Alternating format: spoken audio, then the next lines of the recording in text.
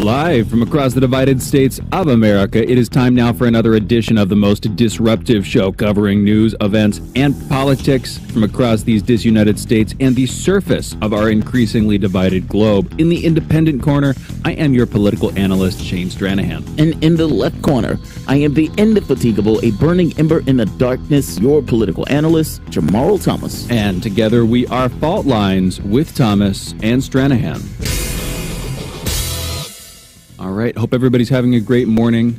Let's get into the headlines. First up in COVID news, there were more than 22,260 new COVID cases reported in the United States yesterday. Also about 519 new deaths. Over the past week, there's been an average of 17,119 cases per day. That's a decrease of 45% from the average 2 weeks earlier. 41% of the American public has been fully vaccinated, and 51% of residents at this point have received at least one dose of a COVID vaccine. As of this morning, the coronavirus has infected more than 33,303,000 people total across the United States and killed about 594,700. Also in the U.S., the drug biotech company Moderna has applied for full FDA approval. Moderna has, one of the main vaccines being used, currently operating under an emergency use authorization by the FDA. Again, they're seeking full approval for that vaccine. Over in the EU, COVID travel certificates are in the process of going live in different countries, with individual countries setting up programs whereby people who are either vaccinated or recently cleared of having COVID can be given more clearance to travel in the bloc.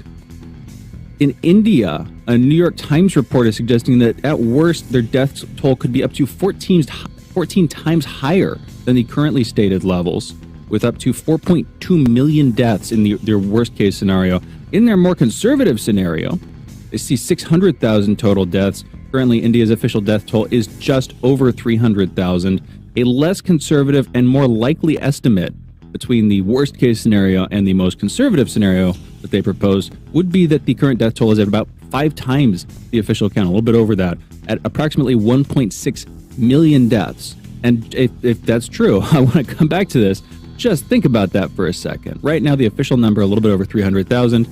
They're pretty high up on the list, behind the United States, obviously, but pretty close with Brazil in terms of the total COVID death toll. If their real number is 1.6 million, they would suddenly move very close to, I think that at that point, they would be on a per capita basis neck and neck with the U.S., maybe slightly behind still, just because we did have, we're an epicenter for the disease for such a long time. Anyway, big news there, and really tragic. Some of the stories coming out of India, absolutely horrifying. People describing basically their entire families getting sick, trying to take care of loved ones, and suffering in the process.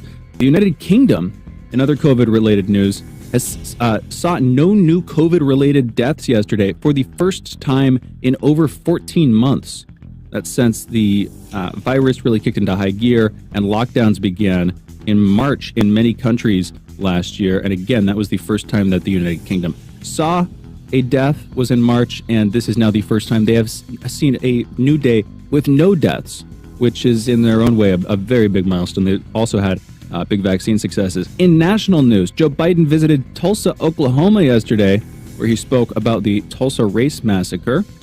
A man was arrested and then charged with a hate crime in New York City's Chinatown after punching a 55-year-old Asian woman in the face. Now, usually random acts of violence aren't newsworthy, but it is a hate crime. It's New York City, and there have been quite a few hate crimes recently, and so these kinds of things tend to percolate to the top of your attention.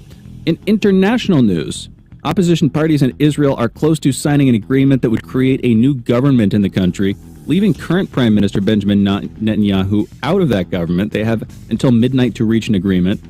The Canadian military has reportedly been encountering UFOs for nearly 70 years. That's according to a new Vice report, which describes cases including a, quote, large tubular object, end quote, tracked by radar in 2002, a white spot turning blue and red seen traveling in zigzag formation above Ontario in 1978, and an orange pulsating symmetrical light seen speeding over Ottawa in, I believe it was 1950. In tech news, pro-Palestinian activists are pushing back against tech companies for their treatment of the Israeli-Palestinian conflict. They're specifically asking Google, Amazon, and Facebook reduce their relationship with and investments in Israel, in Israeli business opportunities specifically. In Earth and Science news, a small section of a robotic arm mounted on the International Space Station was hit by space debris and left punctured with a hole about 5 millimeters across. NASA has estimated that there are approximately 23,000 pieces of space debris larger than a softball orbiting the Earth at speeds up to 17,500 miles per hour. And with that, those are headlines. You're listening to Fault Lines with Thomas and Stranahan. Space debris is one of the more worrying. It's a little bit counterintuitive, but it also it makes sense. Space we usually think of as empty. The idea that there are occasional floating bits makes a bit more sense to us. And then the idea, at least in my mind, that we've sent rockets and spaceships of varying sizes and abilities up into space. Some of them haven't fared so well, and what you get from them not faring so well often, maybe not an explosion, but like collapse and things drifting apart, breaking. Flying around space, at ridiculous speeds. Exactly. I mean, when you see an astronaut and he's kind of floating, he's not really floating, he's falling. There's a difference in those things. He's like falling around the globe and, And so oftentimes when we have things that go wrong, when we have, let's say, communication failure, or when we have just mistakes, those things just stay there. There's not like a lampoon that goes down and says, all right, let's kill him. We don't do that. Because like you said, we look at space as being empty. There's not space bacteria that like dissolves them. Right. It doesn't just kind of disintegrate itself. And so you just have a lot of stuff flying around space. I mean, one of the reasons that we had some of the treaties for no weapons in space and everything else is that what happens if you have this exchange in space? That stuff is just there. Like it's just flying around space. How do you have satellites? How do you have like equipment? How do you have that stuff in space if you have debris just flying around at ridiculous speeds hitting your equipment? That is an excellent example. Basically, equipment is damaged because we're not cleaning up our backyard. Oh, and the truth is it's kind of hard to do, know. And so if you think about technically what it would require to clean up space debris, whether it's a spaceship that you send up, and this is a silly example, but it gets the idea across, with a net. Over vast areas. That is, I would imagine how they would do it, though. That's probably how they would do it. Or you could use magnetism. You could use different things to, collect. Or you could destroy the space debris. If you have a softball-sized object and you're able to hit it with enough energy that it effectively dissolves into many much smaller pieces, those pieces are going to be of much less concern to you. Yeah. And unless granted, all of those fall to space. Unless all of those fall through space, and unless all of those cause their own individual problems. There are problems with that, too. I'm not saying that I should be in charge. Because that's kind of the problem with it's like, all right, there's an asteroid coming to Earth. How do we stop it? It's like, all right, let's send up a missile to hit it. It's like, well, will that missile create huge amounts of debris, whereas instead of hitting in one spot, it would hit multiple spots across the Earth? Like, it's that type of stuff. Yeah. No, man, we should just clean up our backyard. It's that simple. I would like to. No, it is that simple, but I also feel like exasperation. It's like, again, the technological threshold of what you have to do is pretty damn high. So what? Let's Iron do it. Dome. I hear you. Iron Dome right now that, there's a superhero called Iron Dome, right? It's like Captain Apartheid. But, the idea that we have one projectile that flies, they hit another projectile out of space. That's phenomenal physics in order to make something like that work, like physics and technological engineering. If we can do that, even trips to Mars. Think about what it takes to get to Mars. Like, these guys are sending a tiny projectile off planet. It's looping around like the moon or something, and then making a trip in order to hit Mars. Even the Voyager satellites. When the Voyager satellite went out, they looked at it and said, hey, this is going to be this kind of alignment where we can hit all of these planets all at once. So we can hit like Jupiter, Jupiter, Venus, and something else on its way out to the solar system. I hear you. We can do these are technical acumen. This is stuff that you should love. It's stuff that's possible. I do. It's just expensive. And my thought with this, come on, who are you, dollars and cents? What do they compare to the future of the human? No, I hear you. But in 1,000 years, it's probably, or maybe in 20 even, it's probably going to be the case that we really want that space debris cleared up. Yes. But I'll put it like this, Jamarl. We also have climate change, and we have homeless people. And you want to spend all your money, you want to spend all our hard-earned money sending rockets up to space to clean up softball-sized bits of, I'm just kidding. Notice the restraint here, though. The restraint here is cash. The restraint here is not technical acumen. The restraint here is not materials. The restraint here is not resources. The restraint here is how much is this going to cost, man? Cash is just a shorthand for what you can get people to do, though. The reality is that you have a shortage of incredibly skilled and talented people that you'd need to do the math and engineering. Is that true, though? Is that true? Well, I don't think that's true. There's maybe you can argue that there's an artificial scarcity because Yes. people are driven to do things that aren't as beneficial to Yes. the human race as cleaning up space Yes. debris. Yes. I hear you. Yes, exactly. But who are we to apportion what any individual or collection of human beings does? This is, what is better for the human species? That's the question that we're appropriated with, or that we're encountering. I mean, that's basically what we're talking about, right? It's like, all right, you have, 7 billion people. We're complaining, oh, there are too many people on planet Earth. Are there too many people on planet Earth, or are those people just being not necessarily in fields, or not necessarily the resources being appropriated in a way that people, I don't know or believe that there are necessarily too many people on Earth. And what if those people were self-actualized? Meaning, instead of, let's say, 60% of the world making $10 a day, what if it wasn't that? What does the world look like? That's kind of the point that I'm trying to make here. I don't think we have a shortage of talent. I think we have a screwed up ideology that doesn't appropriate resources adequately, and in this case, human resources. I hear you. That's what I think. If I were describing humanity as a free-floating collection of variables that I could sort of like reposition to get them to do what I thought was best, and if I had the ability to do that kind of thing, I don't think I should or God, would. King Shane. Yeah, that'd be terrible. But then maybe I would be more used to thinking in those terms. But as it is, there are parameters set up within parameters of, okay, that's not possible because that's not possible because this isn't possible. You get what I'm saying? There are all these things that are hemming us in from making those kinds of big changes, and probably for good reason in a lot of cases. Not that I'm saying that we can't move forward to a better society. I'm just saying, things exist for a reason. You know what I mean? And so this is the idea of Chesterton's fence, G.K. Chesterton, the British author. The idea that, okay, if you're going on a walk and you come across a fence in the middle of nowhere and it's obstructing your path, do you tear the fence down, or is your assumption that somebody built that fence for a reason and that you should try to figure out what that reason is before you tear the fence down? Just because it's obstructing your path doesn't mean that it's not like herding up sheep for some shepherd's delight or something like that. Even though, some people would be critical of that. My point is, when you come across something that you don't understand, even though it might seem unpleasant at first, often it's best to wait a little while and try to understand what purpose it serves. And I feel like we're surrounded by these things. We're surrounded by these big old entities that appear to serve no purpose in many cases, or serve them badly at least. And I'd love to tear them down, but at the same time, I'm always kept back by the idea, okay, but what if they're really important and they just don't see it, Well, we do stuff like this all the time. I mean, if you think about it, think of genealogy, for example, or biology. You have this magnificent machine of the human being itself. You have somebody who's saying, let's put a chip in the person's head so that person can augment. What effects are they going to have on the person? What effects are they going to have on a society? What effects are they going to have? You can go down a rabbit hole on all sorts of things. Okay, we just have this RNA vaccine that we're putting into individuals to deal with COVID. All right. Are they going to have any effects in the next 20 years? Who knows? We have to investigate.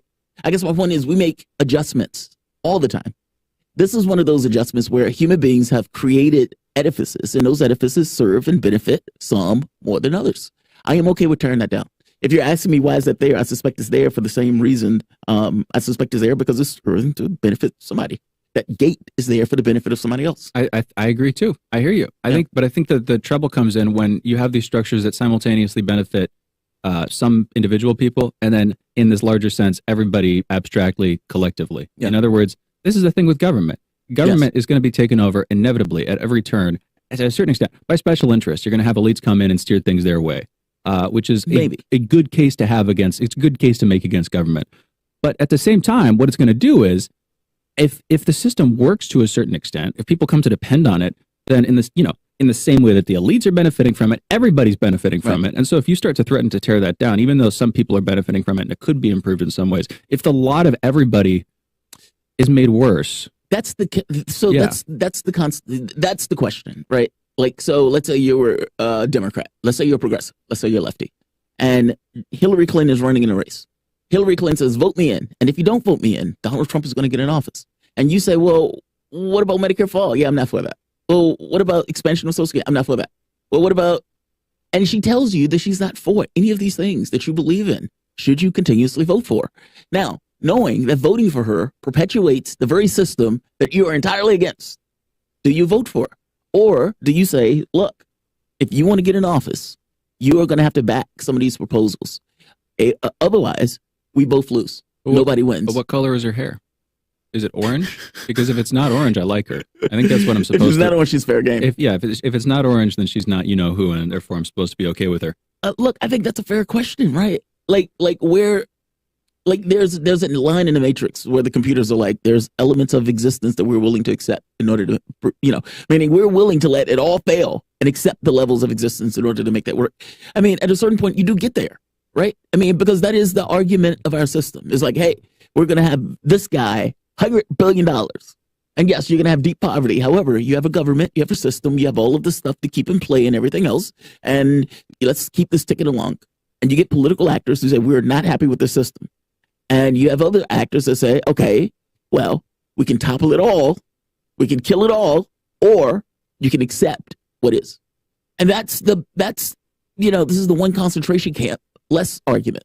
It's like, all right, I know you don't necessarily like things the way they are, but this guy's going to add an additional concentration camp. What do you do?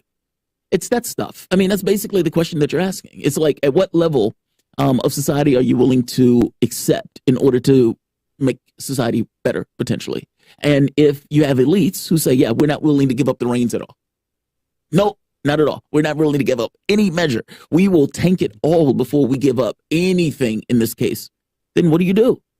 Do you let a controlling factor remain in control in perpetuity in order to maintain order, as opposed to some level of justice? No, I mean, I was arguing one thing earlier, but I'm of multiple minds on so many things. And when you say that now, Jamarl, I'm like, tear it all down, destroy it.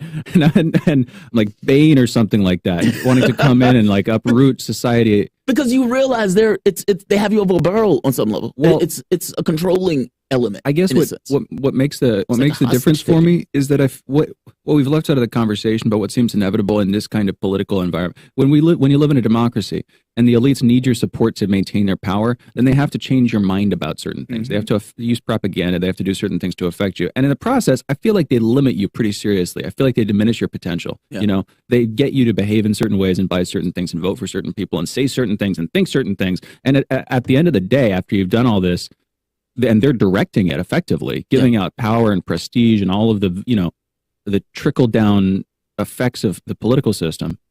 At the end of the day, you're left with so little that's you about you. Yeah.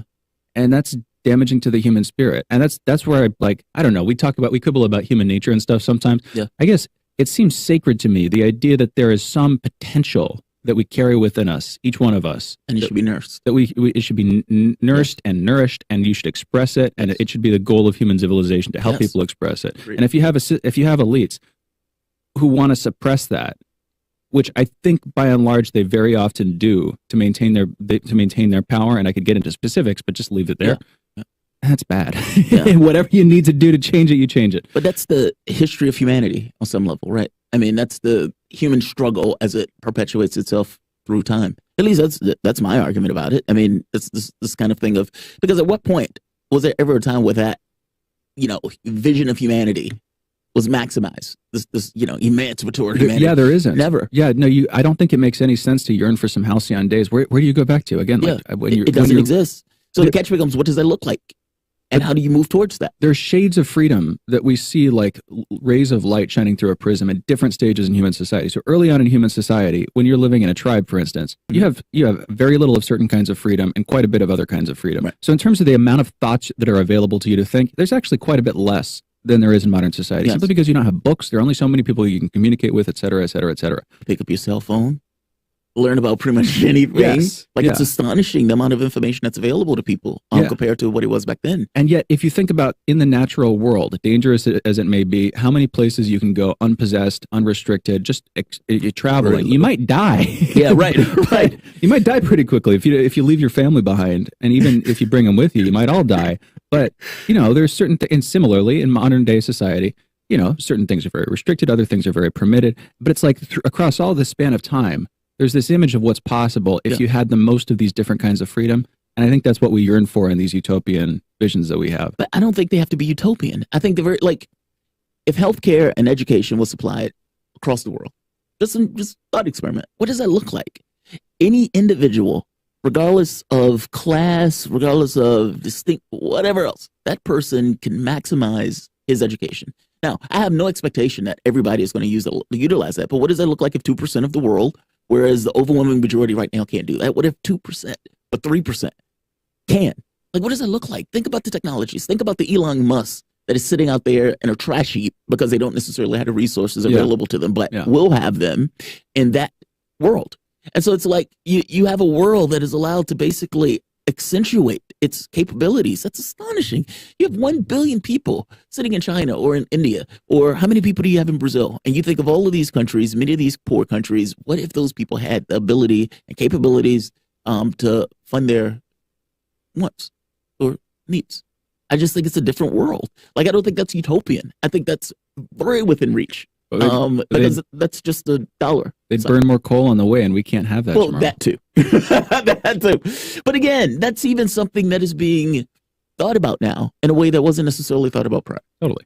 So, I don't think it's utopian. I mean, maybe this notion of, walking on a space station, shaking hands with aliens, that kind of stuff. That's a little bit utopian. That might be out there. But even from the the standpoint of people being self-actualized, oh man, that is massively doable. Even within a capitalistic system, I think that's doable on some level. And the thing with utopia, we should close clearly first for your soapbox segment and talking and stuff. But the thing with utopia, I'm pretty sure the term was invented by Thomas More in like the 16th century in this book, Utopia. And that's spelled, as most people spell it, Utopia, just a U at the beginning.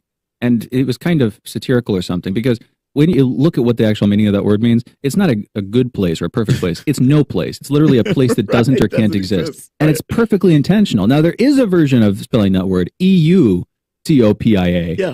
where it's pronounced exactly the same. You add one letter on, and it is simply a good place. But the idea that this perfect place that we're imagining can't exist is central. Right. It's foundational in the whole, the idea that we bring to it, the word that we use for it. Anyway, we should go to this break. We can come back. You guys are listening to Fault Lines with Thomas and Stranahan, talking sci-fi politics. I don't even know exactly. It's a little bit of both. A little bit of A, a little bit of B. Yeah. And we'll be back in a minute with our soapbox segment, Jamarl's monologue, and a short back and forth. See you on the other side of this short break.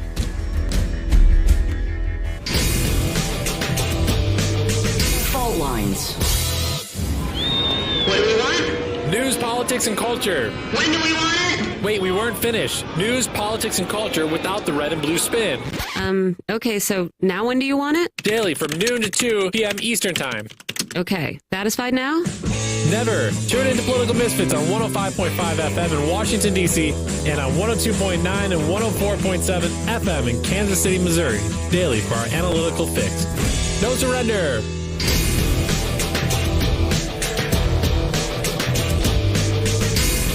Fault Lines. Welcome back to Fault Lines on Radio Sputnik. My name is Jamarl Thomas. I'm joined with my co-host Shane Stranahan, coming to you live out of our station in Washington, D.C. If you guys live in the area, you can catch us on radio at 105.5 FM and 1390 AM. We're also in Kansas City at 102.9 FM and 104.7 FM. If you guys are digging what Shane and I are putting down, whatever platform you're consuming this content on, give us a like and share that audio or video. If you want to join in on the conversation, you can do so with a chat, a tweet, and of course, you can reach us by phone at 202-521-1320. That is 202-521-1320. Your engagement helps makes this show what it is, so definitely don't be shy. I got to be honest, I'm divided in this monologue. I had an idea on where I wanted to go. I wanted to kind of have this conversation about contract with America and everything else, and this kind of oddity that these guys are considering themselves patriots while simultaneously repudiating everything that is America. But it was something that happened yesterday when we reached out to Gerald Horne that just crossed my mind that I think I want to talk about. Gerald Horne is probably one of my favorite history professors, and we reached out to him to have a conversation about the Tulsa Race Massacre. Horne made the point that he didn't want to politicize this. And it's like, well, what do you mean politicize this? I mean, and our producer made the point of saying, like, who on earth will be for a race massacre? And at which point he was like, yeah, I don't really want to talk about this. And I thought about it, I was like, what does he mean politicize this? I haven't heard anybody being pro Tulsa Race Massacre. But the catch is not the pro Tulsa Race Massacre. The catch is the people who are basically screaming in its name, who's standing in front of the family member saying, hey, my name is Joe Biden. Here is this particular family member. And I, King of Blacks, Joe Biden, I'm right here representing your interests in this kind of theatrical way. It's that. I think that's what he meant more than anything else. I want to change around the clip for the moment. And I'm giving my engineer a heads up that that's taking place. So I want to play the Joe Biden clip first as opposed to the Republican clip. Look, there's a point here. Back during the election, during the time that Joe Biden was running, Joe Biden would argue, or he would say that I was liberating movie theaters. Joe Biden wasn't liberating anything. I know that because Joe Biden himself said he lied about the liberation of movie theaters. And yet, he still went out and continuously said that. That bugged me to no end. The civil rights movement, on some level, is sacred. And it's sacred for what it accomplished, for what it tried to, and the lift that it had to take. The people who were killed and injured. And for Joe Biden to stand and say, hey, I was there. I was there. My name is Joe Biden. I was taking the hit for you colored folk. That's problematic to me. Now, that wasn't necessarily brought up. The media took that as somewhat of a joke, and everybody moved on like it was no big deal. When people ended up being shot by cops, and what was Joe Biden? Where was Joe Biden? Puff of smoke. Joe Biden would come out, and Joe Biden would stand between, over the corpse of the black person that was shot, and he would say, I am going to do something about criminal justice. I am going to do this. I'm going to do that. I'm Joe Biden. And the fact of the matter is Joe Biden spent the entirety of his political career in Congress finding ways to put black people in prison for longer. That's the honest to God truth of it. So whether that was the intent or whether that was the end result, I care less. I just care that that was the end result. So the fact that Joe Biden is standing over one body after the next of one black person after the next, as if he represents using these dead black people as props for his own political ambitions. Yeah, that's problematic. And did so over and over and over again. So when the question of politicizing this comes up, I don't think it's the other way. I think it's the notion of, I am going to use this for political and theatrical effect. I said this once before, the time for theatrical politics is over, especially from the standpoint of African Americans, or at the very least it should be. And Joe Biden standing there in front of the Tulsa race thing, look, you can make a case that says he's a president. Anywhere he goes, there's going to be some kind of politics associated with it. But the catch is he's done this over and over and over and over again. And given his previous political history on issues like this, yeah, he is politicizing it. What are your thoughts, Shane? It is in the nature of politicians to politicize Yes. things. Is what they. I mean, that's the whole idea with political footballs. Is that they, view pretty much anything as a hot potato that they can pick up, covet for the time, make it a little bit hotter, throw to the other side, and hope the other side fumbles with it or whatever. Yeah. They want to turn anything into something that they can use politically. That is the nature of the beast. Especially something unimpeachable. I did not think that Gerald Horne was talking about what you were talking about, though. Oh, because what did you think he was talking about? I know that there are some people who are like, and maybe justifiably, don't believe that the Tulsa race massacre was as serious as people view it today.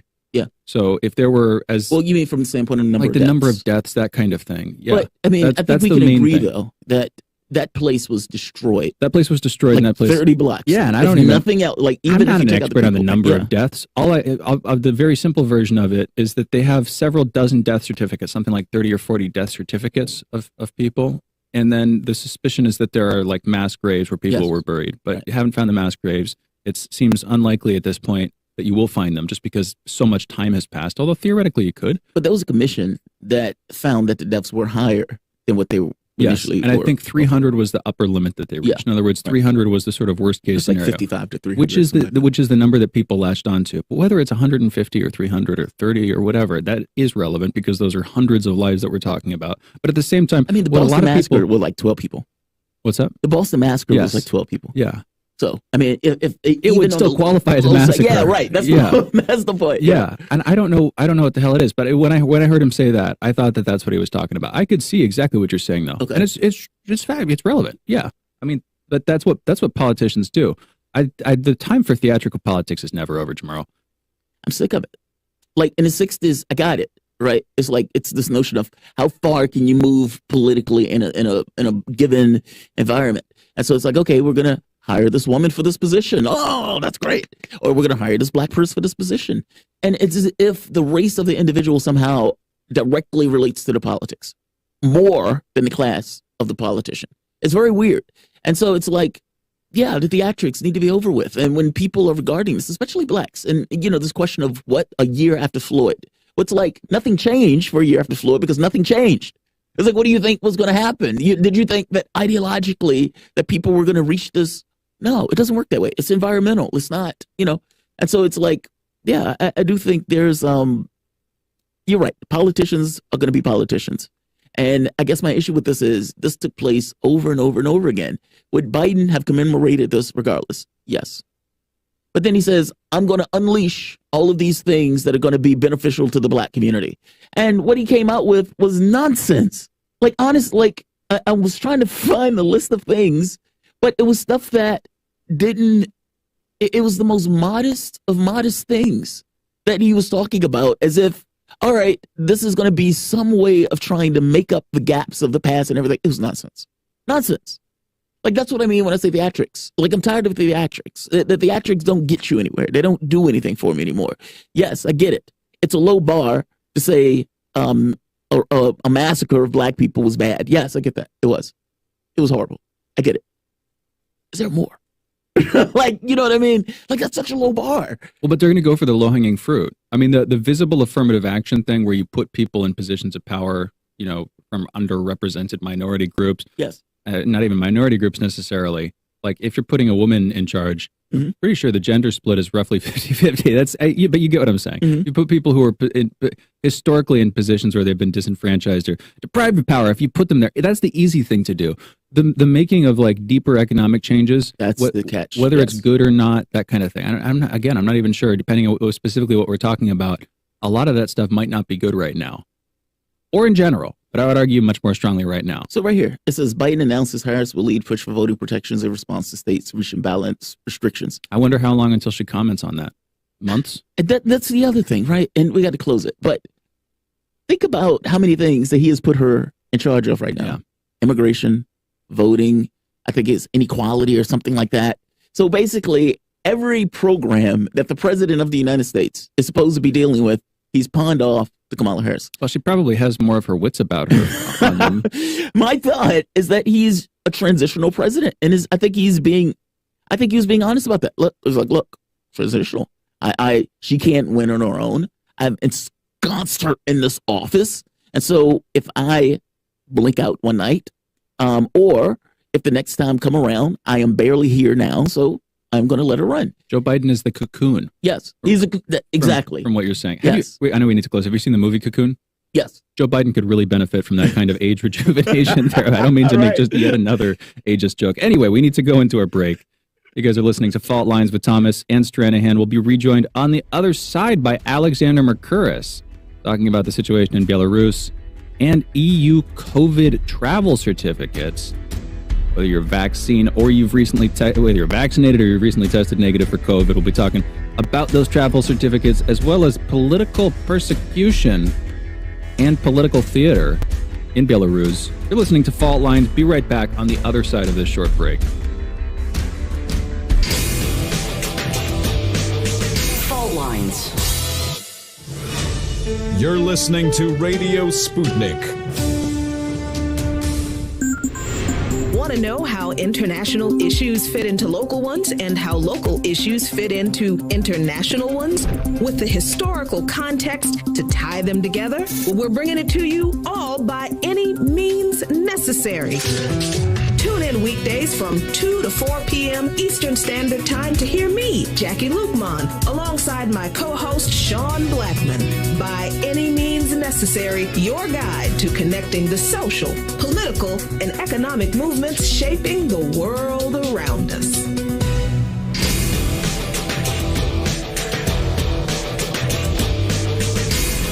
Fault Lines. And we are back. You're listening to Fault Lines with Thomas and Stranahan, and we're joined by our guest, Alexander Mercouris. He's editor-in-chief at theduran.com, and you can follow him on YouTube on his channel, Alexander Mercouris. Also watch The Duran on YouTube and check out their website, theduran.com. Alexander, thank you for joining us. How are you doing? I'm very well and delighted to be with you again on this beautiful sunny day in London. And we are delighted to have you. And although I would love to be in London enjoying the sun, we've got to talk about something slightly stormier politically and even journalistically. I want to talk about the situation in Belarus. Now, in its own way, a lot that's happened over the past couple of weeks, over the past month. There was the quote-unquote hijacking of the Ryanair plane, which was taken to Minsk. Lukashenko later came out and said that this was due to a perceived nuclear threat that they were warned about by Hamas, maybe using a Proton mail server in Switzerland. There was a bit of a complication there. Anyway, when they rerouted that plane to Minsk, they took two people off of it, two political dissidents specifically, one of whom many of us know the name of at this point, Roman Protasevich, who, as we will get into, seems to have done some work with the Azov Battalion. Now, exactly, the Azov Battalion, that is a neo-Nazi Ukrainian military group, effectively fighting on the side of the Ukrainian government against the Luhansk and Donetsk People's Republics. Anyway, he was Roman, the person we're talking about, was a journalist. He, it seems likely to me, would have been doing journalistic work, although there's also the possibility that he was fighting. I have not, as of yet, seen any more details on that specifically. That's one thing. I just wanted to set that up. More recent event, another political dissident who at this point was in the courtroom, stabbed himself in the neck in Belarus. Basically, and I'll let you get into and explain some of the specifics here, but stabbed himself in the neck, collapsed while in court after describing harsh treatment, what he described as weeks of torture by Lukashenko's regime, saying that Lukashenko's regime was threatening more of the same on his family. Now, that is both frightening in itself and clearly, he could simply be out of his mind at a certain point, but that also feels like political theater to me, whether it's genuine or not. That seems to be an intentional political display. Anyway, a lot has been happening recently. Alexander, I tried to set that up. Anything you think would be wise to add to that brief intro? Yeah, I think the very first thing to say is that obviously Belarus has been going through a major political conflict over the last year. And this is the context in which we must understand all of these events. Lukashenko has been a long-standing president. He's been the leader of the country since the mid-1990s. He's somebody who looks back nostalgically to the Soviet Union. The October Revolution is still a national holiday that is celebrated there.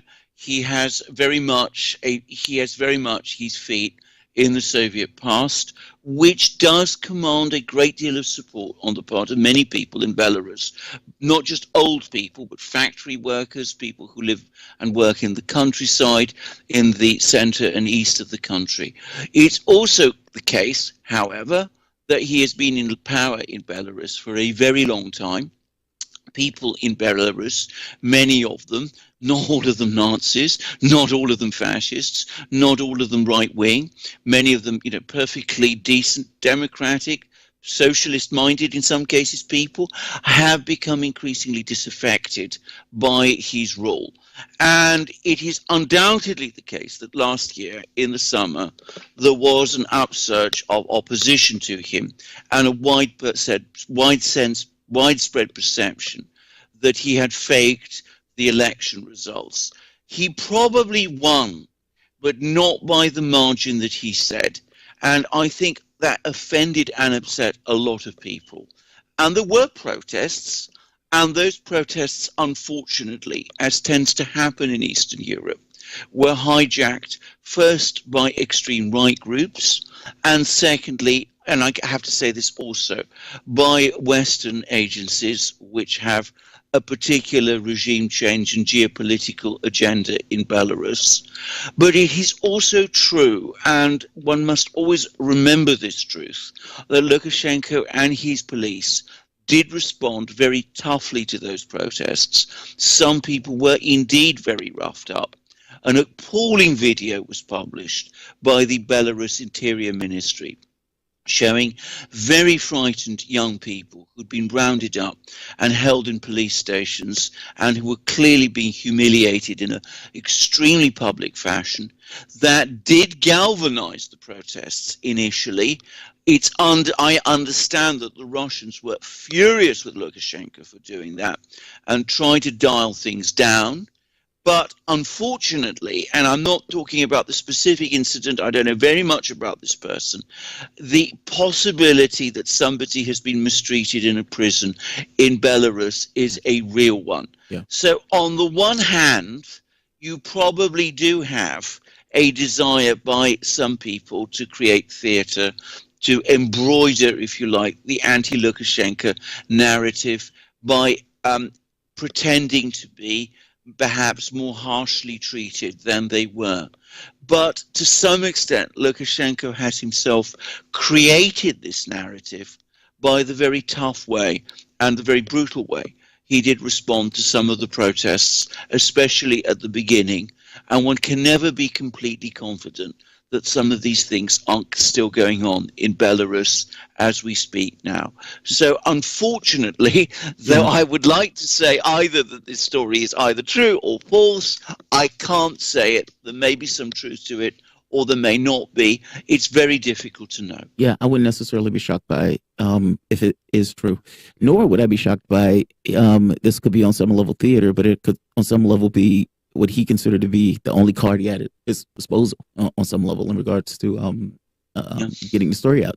The thing that's interesting to me, you made the point of saying this kind of the push and pull associated with Lukashenko and Russia, and yet Russia is going to defend Belarus to the hilt. I mean, the reports are just out right here. Russia vows to defend Belarus if EU sanctions Minsk. You even have a situation of Russia is going to extend a $1.5 billion loan to Belarus. Initially, Russia was diverting planes if they were trying to go around Belarusian airspace.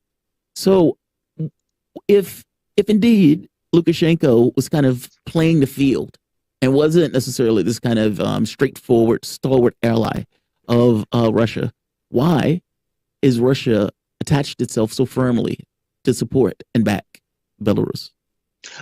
Well, here you see the disastrous impact of Western policy, because the Russians were becoming increasingly tired of Lukashenko, as many people in Belarus were becoming tired of Lukashenko. I would quickly add in parenthesis that Lukashenko does still have certain qualities which explains why people in Belarus support him.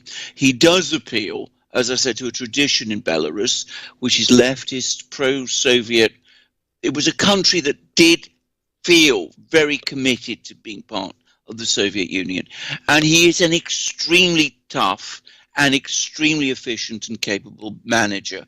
If you go to Belarus, which my wife has done on many occasions, you will find a well-run and prosperous and very law-abiding country. So he's actually run Belarus in some ways actually very well.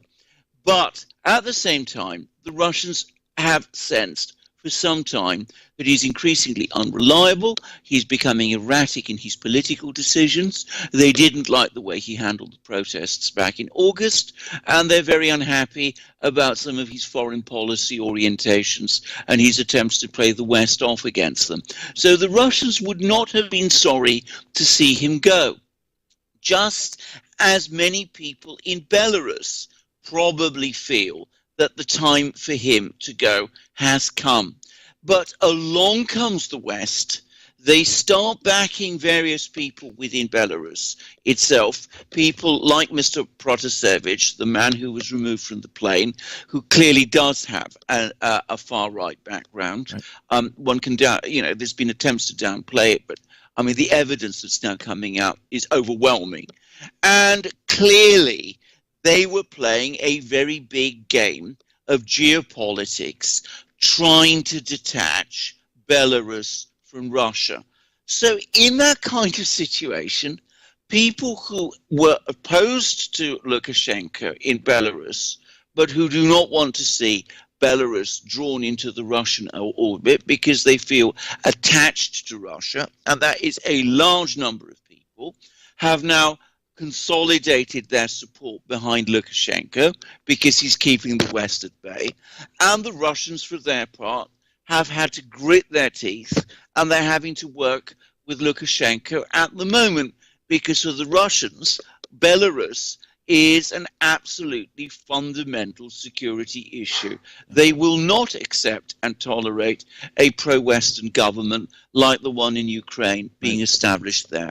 So that's this. It's entirely the product of Western policy. If the West left alone, then political developments in Belarus would take their own course, and Belarus would be a much happier and better country for it. And yet they seem to be not quite self-serving. They seem to be self-contradictory in some way. I hear you on that. Three different veins I wanted to follow up on, but I'll follow up on the one that you just got to here. Yeah. Why is it such a valuable security asset from Russia's perspective? Is it simply the idea that it provides some padding between the Russian sphere of influence and NATO? Is that all that there is to it, or are there economic sides of it that might not be so obvious if you were to do more than look at a map? Alexander, what's your take? There are three reasons. First of all, it does provide padding, and that's not something one should discount.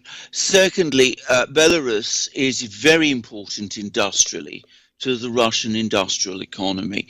There are very strong linkages between important Belarusian enterprises like the MAZ factory near Minsk, which produces heavy tractors and trailers, many of which are used by the Russian military and also by the Russian construction industry, and many others. I mean, Belarus is very much integrated into the Russian industrial economy. But thirdly, and this is a point which again one must never discount, there is the issue of sentiment. Belarus is very close ethnically, culturally to Russia. Russian is the predominant language. Most people in Belarus speak Russian. Most people in Belarus are either of Orthodox Christian backgrounds, or at least they are part of that cultural world. And for Russia, a country like Belarus can never be a fully foreign country. They're not, I think, out to absorb or make Belarus part of Russia. But the idea for people in Russia of Belarus being drawn into the Western system, becoming part of NATO, having imposed upon it, because it would be imposed upon it, a kind of government like we see in Ukraine, that is simply intolerable. It is psychologically unacceptable. It's also seen to the Russians as the gate to Russia. And if that were to happen in Belarus, a country which is so like Russia in so many things, many, many Russians would be worried that at some point the same thing would be done to themselves. So if you like, it is a red line. They say so far, but no further. West has expanded NATO into all sorts of places where it said it wouldn't go. Belarus is the red line. That's where it stops. I want to make a pivot over into this notion of certificates and travel certificates for COVID. This is very wild to me. So there have been people who have been very, very against this, any notion of this. So Bulgaria, the Czech Republic, Denmark, Germany, Greece, Croatia, Poland have made certificates available to those citizens as of Tuesday and are accepting them for visitors. So the European Commission bloc's administrative branch said the system will be in use for all 27 countries as of July 1st. So there's going to be pushback to this. I mean, just obviously, right? There are going to be some people who don't want to get a certificate. They're going to be uncomfortable with this idea that they're going to be permitted or disallowed from doing X or Y because they don't necessarily have their COVID certificate or that they haven't gotten the vaccine. How is this being received over there, just in general, in the populations in Europe? People in Europe are deeply divided on this issue, just as you find them deeply divided on the whole pandemic. You get some people who are implacably opposed to vaccination. I have to say, I'm astonished at the extent to which anti-vaccine sentiment has grown in Europe and indeed in Britain over the last 30 years. I mean, once upon a time it didn't exist, but today around a third of the population disapprove of it strongly. Not just strongly, they are implacably opposed to vaccinations. In France, it could be half the population. And for them, they see vaccine passports as an attempt to force vaccination upon them, and for that reason they oppose this. They oppose also lockdowns, by the way. It's the same sort of people, oppose vaccinations, oppose lockdowns, oppose vaccine passports. But there is a further dimension to this, which is, of course, that the European Union, one of its central premises is that there is free movement within it, that you're able to travel everywhere around the European Union without having the need for a passport or even a proper identity document, that there are invisible borders. So introducing vaccine passports in this fashion seems to go against that fundamental promise that the European Union has made. And young people, who are of course the ones who most travel, who go around from one place to another, who take up jobs in different countries, who holiday, but who are also disproportionately the ones with authority issues, the ones who disapprove of lockdowns, who hate vaccines, all of those sort of things. They are extremely angry and upset about this. Yeah. Very, very interesting. Okay, and there's one other thing. It's just related to the conversation. We were planning on hitting this, but in the news yesterday, the United Kingdom, its first day in over a year with no COVID deaths. Zero new COVID deaths. Now this comes as in the United States, I'd have to check my numbers, but I think we're 500 and 519 new deaths. Now part of this has to do with, I'm sure, how you count them. And I've heard plenty of talk about that. I still do not understand the intricacies of that between all the different countries and how they do these things. But regardless, the fact remains, for the first time in over a year, the UK has had effectively yesterday, no new COVID-related deaths, which is big news in its own way. How is that being received? And is there any, how does that relate to the ongoing conversation about continuing to lift lockdowns in the UK? How do you think people feel about it, Alexander? Well, on the one hand, there is euphoria. And if you go around Britain, I said the weather is beautiful, beautiful sunny days. You see young people, especially, but people of every kind now, going outdoors. Nobody wears masks. There's a sort of sense of general exhilaration and relief, and a universal belief that this whole problem is behind us. And that's what an awful lot of people really believe and want to believe. And they want to believe these statistics. And then I'm afraid there's the curmudgeonly skeptics like myself who don't take these statistics terribly seriously, think that the Johnson government is not to be trusted on these statistics, but who look instead at the case count, which is perhaps a rather more reliable statistic because it's run by the NHS. You see numbers and that growing suggests it's growing, exactly. Exactly. So I have to say, I am much more skeptical about all of this than most people are. We have euphoria, which I think is deeply misplaced and might be dangerous, but the government itself is actively orchestrating it.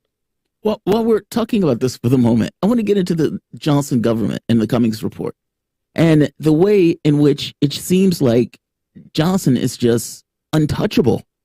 Like like bulletproof Teflon John, like to put it mildly. Like, is there anything that could touch Johnson at this point? I mean, basically you've had Cummings putting a knife in him in real terms. And again, he seems above it all. Like, yes, what is going on politically in the UK where Johnson is able to basically walk regardless of, the commentary made against him?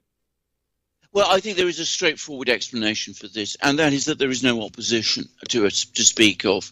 In fact, one of the most fascinating things was I saw an opinion poll after Cummings gave his testimony, and the remarkable thing about it was that the Conservative vote lead over Labour actually increased.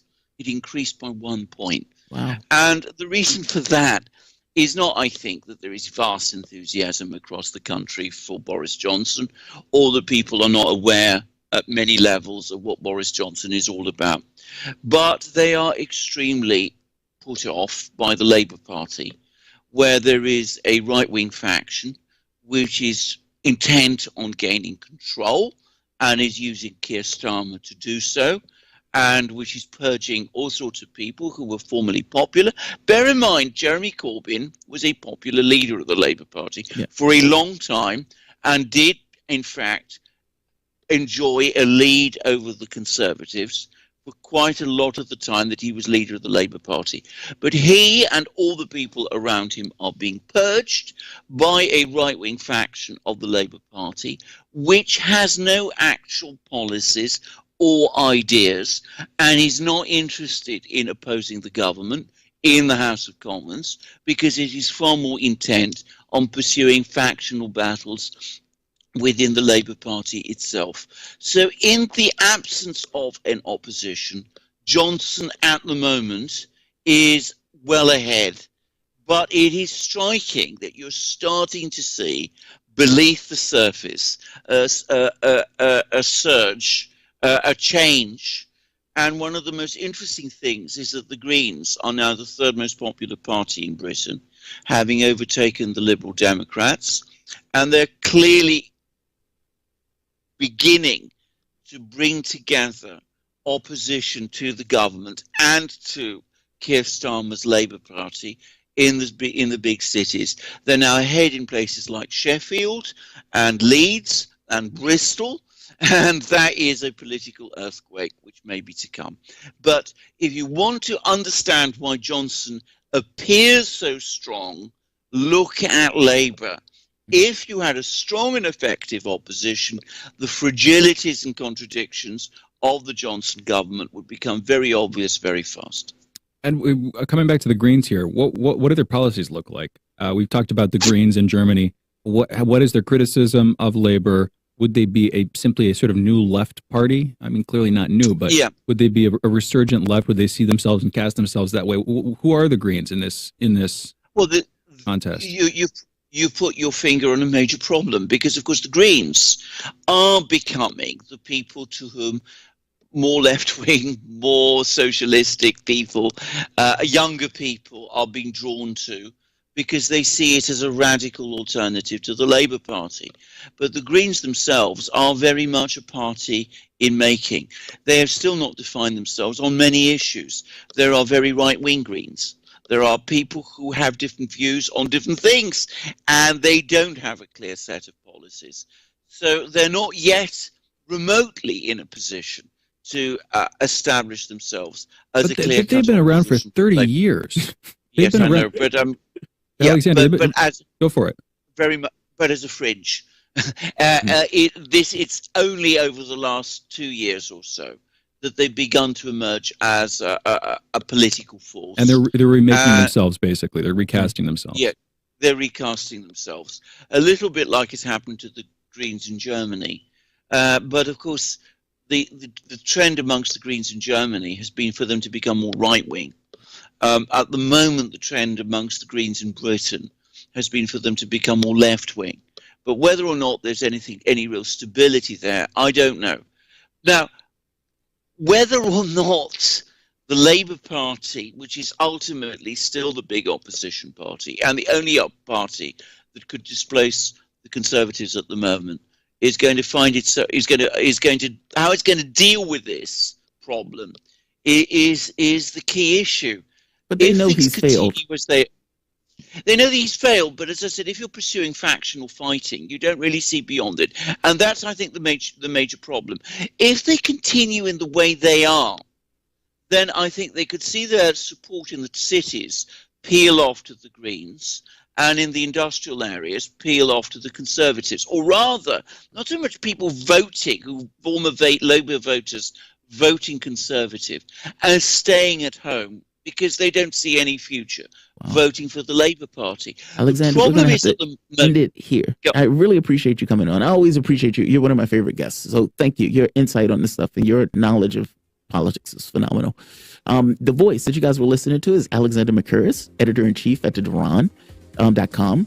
You can follow Alexander on YouTube on his channel, Alexander McCurris. You can also watch The Duran on YouTube, and you should check out their website, theduran.com, or on Twitter at @theduran_com. You guys are listening to Fault Lines On with Thomas and Stranahan. Back in a moment.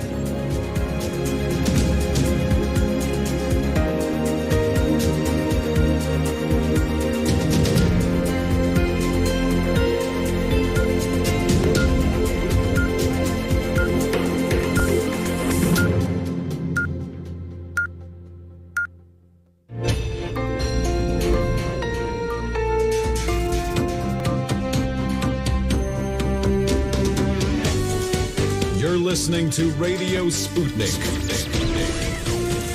Telling the untold.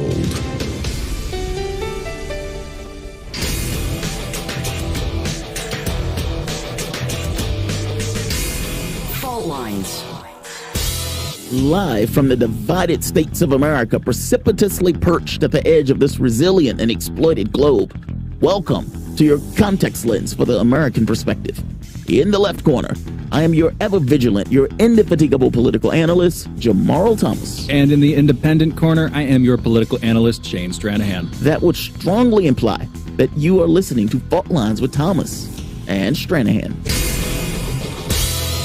Let's get to the headlines. In the news, more than 22,260 new COVID cases were reported in the United States yesterday, with about 519 new deaths. Over the past week, there's been an average of 17,111 cases per day, a decrease of 45% from the average 2 weeks earlier. 41% of the American public has been fully vaccinated, and 51% has received at least one dose. As of this morning, the coronavirus has infected more than 33,303,277 people across the United States and has killed about 594,722 moms, fathers, teachers, children. The biotech company Moderna has applied for full FDA approval for its COVID-19 vaccine. Currently, the Moderna vaccine has only received emergency use authorization. COVID travel certificates are going live in the EU, with 7 European countries now making the certificate available to its citizens. The European Commission has said the system would soon be implemented in all 27 member countries of the European Union. The certificates, known as digital green certificates, record whether a person has been fully vaccinated against the coronavirus, recovered from the virus, or tested negative within 72 hours. At worst, India's deaths could be 14 times higher than their stated levels, according to the New York Times, with up to 4.2 million deaths in at worst case scenario. Currently, India's official death toll is just over 300,000. The New York Times conservative estimate sees double the current death toll at just over 600,000 total deaths. A less conservative and more likely estimate, according to the New York Times, would be 5 times the official count at approximately 1.6 million human beings. The United Kingdom saw no new COVID-related deaths yesterday for the first time in over 14 months since March of last year. This comes as the UK reports several thousand new cases per day, with 3,383 new cases today. Joe Biden visited Tulsa, Oklahoma yesterday, where he spoke about the Tulsa race massacre. He also mentioned using Kamala Harris as his front person. Once again, light on her plate, despite the fact that she is rarely seen, on the notion of the voting rights. We have a clip for this, so let's play the clip. It should be queued up at this point.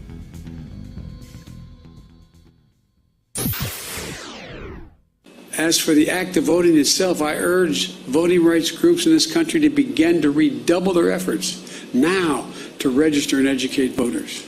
And in June should be a month of action on Capitol Hill. I hear all the folks on TV saying, why doesn't Biden get this done? Well, because Biden only has a majority of effectively 4 votes in the House and a tie in the Senate, with 2 members of the Senate who vote more with my Republican friends. But we're not giving up. Earlier this year, the House of Representatives passed For the People Act to protect our democracy. The Senate will take it up later this month, and I'm going to fight like heck with every tool at my disposal for its passage. The House is also working on the John Lewis Voting Rights Act, which is critical to providing new legal tools to combat the new assault on the right to vote. To signify the importance of our efforts, today I'm asking Vice President Harris to help these efforts and lead them among her many other responsibilities. With her leadership and your support, we're going to overcome again, I promise you, but it's going to take a hell of a lot of work. Hey, NBC News viewers, thanks for... Yeah, I need Biden. Yeah, we can talk about it after. A man was arrested and then charged with a hate crime in New York City's Chinatown after punching a 55-year-old Asian woman in the face. Opposition parties in Israel are close to signing an agreement that would create a new government in the country, leaving current Prime Minister Benjamin Netanyahu out. They have until midnight to reach an agreement. The Canadian military has been encountering UFOs for nearly 70 years, according to a Vice report, which describes cases as, quote, a large tubular object, unquote, tracked by radar in 2002, a, quote, white spot turning blue and red, unquote, seen traveling, quote, traveling in a zigzag formation above Ontario in 1978, and an orange pulsating symmetrical light, unquote, seen speeding over Ottawa. It's not just us, folks.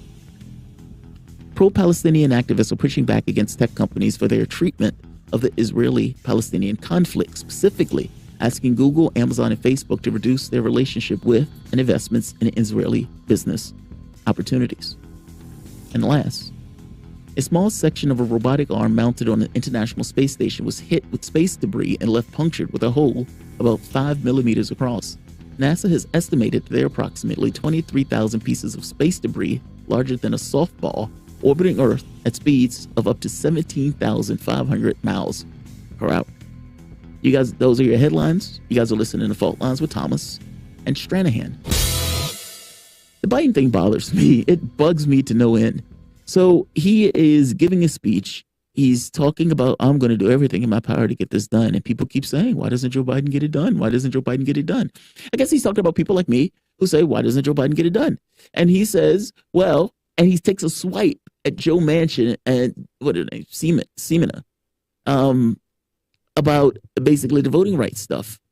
But by the same token, I mean, Joe Biden hasn't necessarily gotten out there and pushed on the stuff. Like there hasn't been this sense of urgency. I mean, even in that statement, he said, I'm going to fight like heck. I need a hell.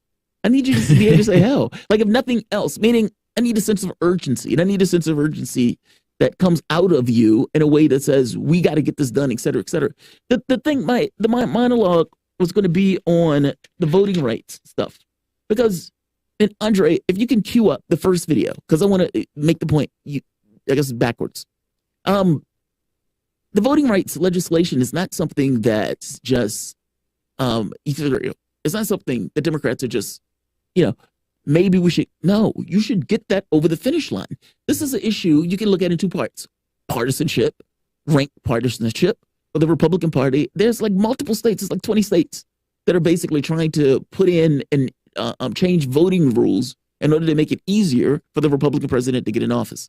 And again, considering that Republican dogma at this point is that Joe Biden shouldn't have won, then that's disconcerting to me. Andre, let me know when you have the clip. There's a clip of Flynn. Excellent. Let's play this. This is Michael Flynn. This is Trump's old guy. Listen to what's said here. And let me get your reaction to this, Shane. Let's play the clip. I want to know why what happened in Myanmar can't happen here. They're applauding that.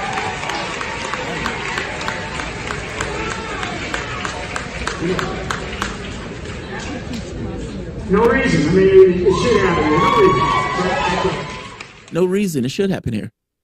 Like, this is what I mean. I'm not being hysterical and hyperbolic when I get here and I'm like, this is a problem. These guys have a dogma that repudiates America in and of itself. They call themselves patriots. I don't know if they know what that means. Everything that they're saying here, they are clapping a coup with the military taking over the government of the United States. They're like, yes, yes. They're also mispronouncing the name of Myanmar.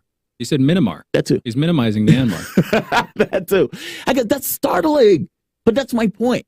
When it's not just that Democrats can, okay, maybe we should pass voting rights stuff on some partisan way. You're almost stuck doing it because of people like this, because of that. And not just in a partisan way, even from the standpoint of America itself, you're almost stuck doing it, of saying, yeah, we need to pass stuff to make sure that people can vote, that there's transparency in the voting, et cetera, et cetera. Yes, you should do that. The idea, like, I don't understand why this is a lift for Democrats, considering what's taking place. And that type of rhetoric is standard. That's a standard. That's not like the fringe of the party. That's the normal. And the gravity of the party, for the most part, has been sucking people into that.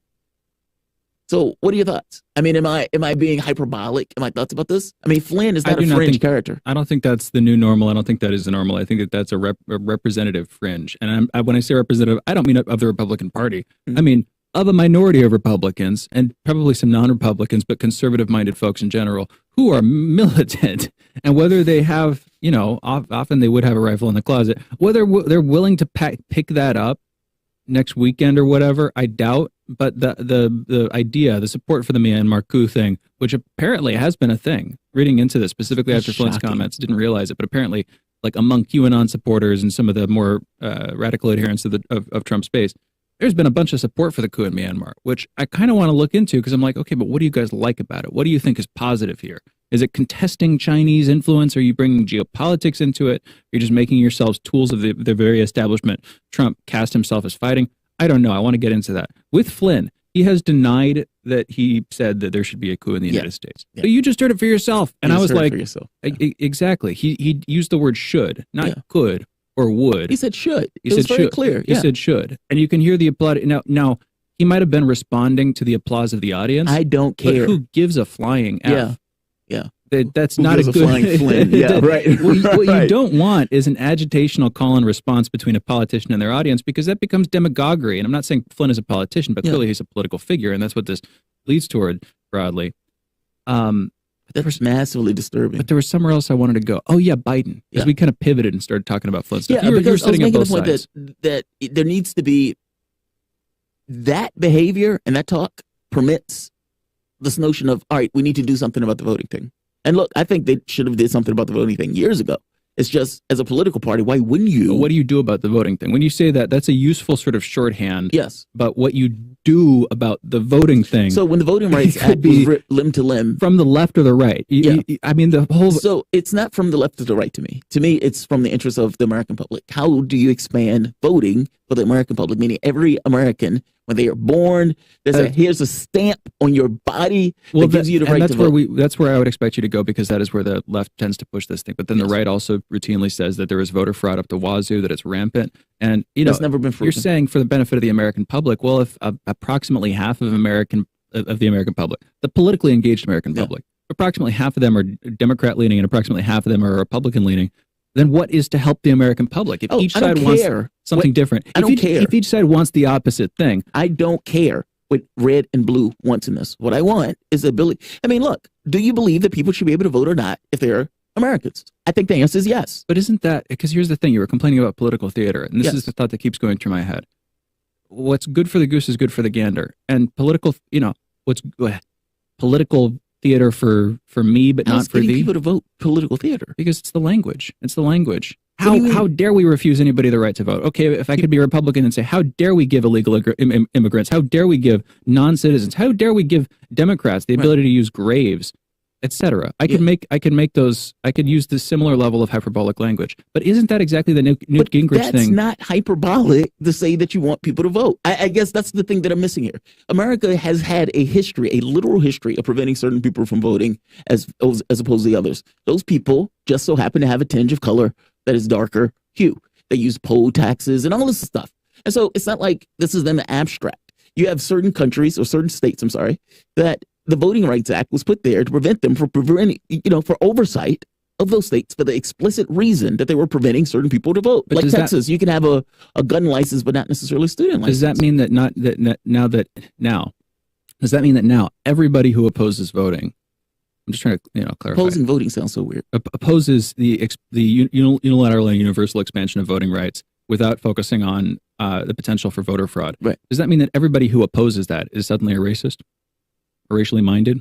No, or are they I don't think I even insinuated such. No, but you just said, but people were of a certain color. And that's what I've heard people say. Fact, we've had Greg Palast on the show. Wait, just so you're clear. Do you disagree with that? No. I mean, okay. So, I don't know how to just push back on something that I said that's just flat because true. Because I'm talking about rhetoric. We're talking about talking, which at a certain point becomes useless, but up to that point is probably pretty useful. But if I said something that is true, then it's not just rhetoric. It's just true. I understand. And I didn't say it wasn't true. I wasn't disagreeing with you factually. I'm talking about the conversation that people tend to have. And like I was going to say, we've had Greg Palast on the show before, who's like a pro-voting rights dude. Yes, he is. And anti-Republicans for believing that there's fraud, and who said that basically, I'd have to go back and listen to the exact statement, but said effectively, if you push back on this, if you're too serious about it, you're racist because these policies are racist. And if you're pushing back against them, then you're supporting racist policies. And you know that's hyperbolic, but you know that's where the conversation goes. And that's what I'm pushing back against. But that's not what I'm saying, though. You're creating a straw man. Of course. And pushing back on a straw man. No, of course. I guess my point is... We talk between ourselves, but we're also doing this dialectic thing where sometimes I represent the right, sometimes I represent independent. I just want to make clear that it is a straw man. What you believe. Right. Yeah. I am being very clear. If you're an American, you should be able to vote. Period. Yes. I don't care what the Republican Democrat stuff is. What about a 13-year-old American? What about a convict? 16. 16. 16. I favor that. But at the very least, look, I am all for the transparency. I want to know that the person who won the race as a flat fact. That's where I am, right? I am not for the machines to count those things. I am for people being able to watch clear visor as they count the vote. That's where I am. That's how hardcore I am with the transparency stuff. But yes, I am full bore into this notion that if you are a citizen of this country, you should be able to vote. And some of the things that were done to prevent people from voting and some of the shenanigans that take place. I mean, for God's sake, even the gerrymandering. Like, have you seen some of those districts? It would be like a horseshoe.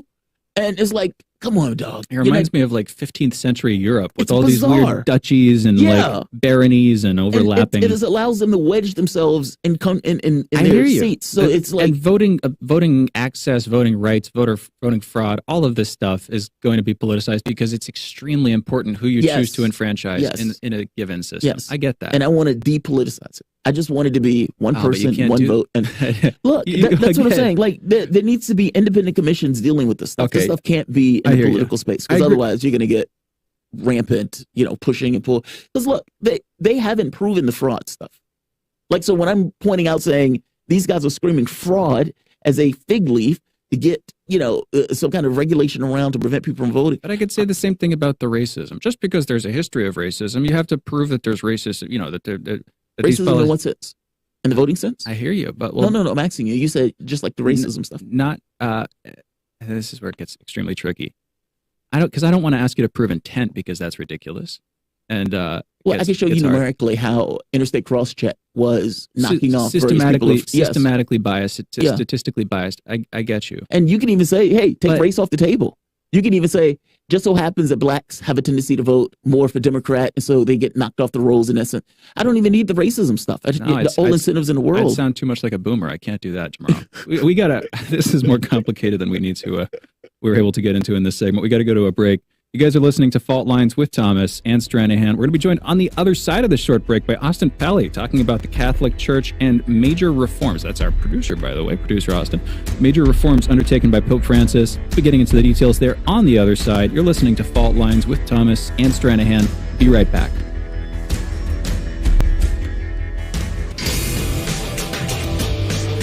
Fault Lines.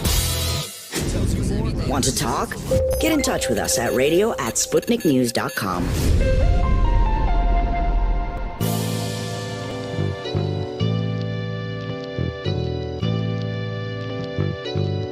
What's the most important hour of the day? It's the Critical Hour with Dr. Wilmer Leon. On this show, we don't just deliver the latest headlines. We divide the real from the fake. Tune in to hear from some of the most brilliant political minds of today. Get in-depth news and analysis that goes beyond the surface and digs straight into the details. Set your clock to the Critical Hour for a news perspective unlike any of those other guys. Tune in to the Critical Hour with Dr. Wilmer Leon, weekdays 6 to 7 p.m. Eastern, and catch us on Facebook Live. You're listening to Radio Sputnik.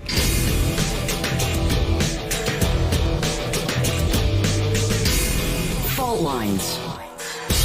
And we are back. You're listening to Fault Lines with Thomas and Stranahan, and we are joined yet again by our producer, Austin Pelley. Thank you for joining us. Thank you for having me again. Once again, we're talking about the Catholic Church and recent reforms undertaken by Pope Francis, and I don't know too much about this, but I'm just going to pass it over to you to set this up for us. But first, can you briefly explain what's your connection? What's your relationship? How does this issue sort of bear on you, and what do you bring to it, Austin? Right. Well, I went to a Catholic high school, or a Catholic school from first grade all the way up till freshman year of high school. 3 years of public. I transferred into a high school that was a public, so I could do my actual higher education. Then went to the Catholic University of America. Just graduated from that. So been around the faith, and I'm a Catholic as well, so been around it for a long time. I was also an altar server when I was younger, and I like to, and I'm a third degree Knight of Columbus too, so I like to stay pretty active with the church. Cool. Okay, that sets that up. What is actually happening here? What reforms is Pope Francis undertaking? How is it being received? What does it do? What are the facts here, Austin? Yeah, so I'm sure you guys like the Pennsylvania grand jury trial when that came out, and all of a sudden everyone was targeting the church. And I mean, maybe not the church, but the actual individuals. There was some really bad stuff that was going on, and it needed to be addressed. So then in fall of last year, the former DC Archbishop Theodore McCarrick, it basically came out that he was forcing seminarians to sleep with him at night. And because he was so high up, and he was an archbishop of an archdiocese of the capital of the United States of America. I mean, for people who are unfamiliar with the hierarchy, what is that? How high up of a position is that? Yeah, right. So there's only 3 positions officially. There's a deacon, a priest, and then a bishop. The Pope is a bishop. He's like a glorified bishop. There's no official. A cardinal is above that as well. But the way that it actually goes is, so there's deacon, priest, and then it goes to bishop, and then cardinal, who those are the people that elect the Pope when it's time for that, and then the Pope on top. But technically, the Pope has no more power over any of the other bishops. He's just another bishop. But if you're an archbishop, that means you are in charge of an archdiocese, which is one that has a major population. So New York would have an archdiocese, DC is an archdiocese, so like that. So when that came out, when his scandal broke in last fall, they decided to revisit their canon law around this, because they had always known about this, but the public had an inkling of the pedophilia for a while, and that was always in the public eye, but not really the extent of everything else, because other seminarians, they were full adults, which technically they could have said no, but because they were under the power of an archbishop, it was really hard for them to. So the reason that they came out with the new Vatican canon law now is to address the whole sphere of keeping them accountable for also adults. And what's interesting, it's not even just priests or deacons or bishops. If you're a layperson, say if you just work in the church community center and you do something like that, it applies to you as well. What are the updates that they've made to canon law, and why were the updates needed? Meaning, some of the stuff that you just mentioned is pretty egregious, extremely so. Right. Why do you need to make a law saying, hey, don't do that? What were the adjustments that are made in the laws between then and now? Right. It's a fair question, but think about it. The Catholic Church knew that this was going on. They know pretty much when the scandals happen, someone reports it, or... So why would the new law make a difference? So the thing is, because of their whatever priest or bishop's power they have, the church can say, because the church knows first before the public knows, they can say, let's just switch him out to another diocese across the states. He's completely different. And then the public never has to know. But that's what they were doing before. That's no, that's what they were doing before. The movie Doubt about that, Philip Seymour Hoffman. Anyway, but it's a thing that they would do that's pretty scandalous. Yeah, I mean, for it all ranged from different offenses. But so the whole purpose of this is to avoid the bishops and other higher ups to have the authority of interpreting what the punishment should be.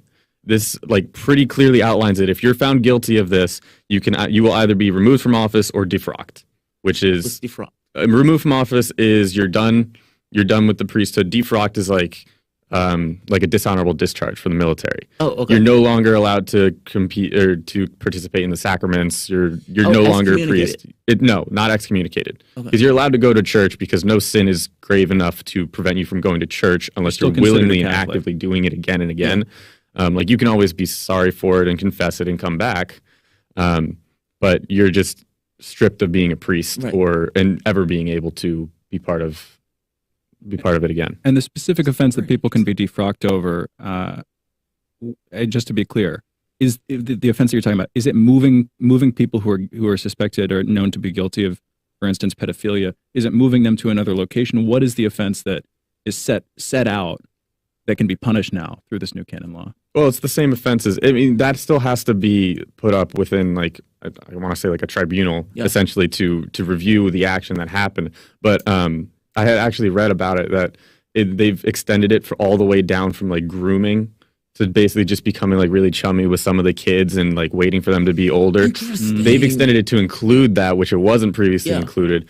all the way up to like flat out pedophilia or rape or sexual assault or anything like that. So how do you prove grooming? Like how does some of this stuff get proven? Like, is it just somebody has to come forward and say, hey, this is happening to me, in which case a tribunal is commissioned? How does it work? Yes, especially after all this broke, they're way more likely to believe, especially the 12-year-old boy now than the priest, and at least have the decency to like really investigate it completely.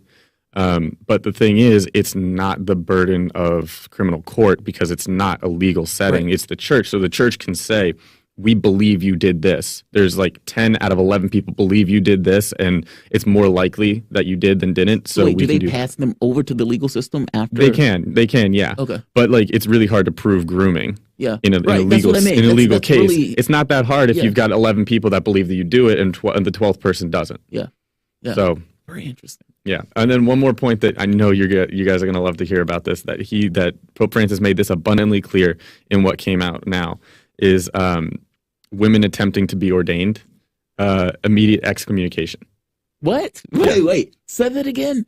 If a woman attempts to be an ordained minister, she's going to be excommunicated? Well, it's a priest in the church. In the Catholic Church, it's a priest. If a woman tries to be a priest, she'll be excommunicated? And the priest that tries to bring her in. That's astonishing. Really? I thought you just said that there's no sin grave enough to have somebody who's excommunicated. Yeah, well, I mean, they can come back from it. That? They can come back from it. Well, there's a host of other reasons why. You're talking about coming back from excommunication. It's a long process. What is the word for that?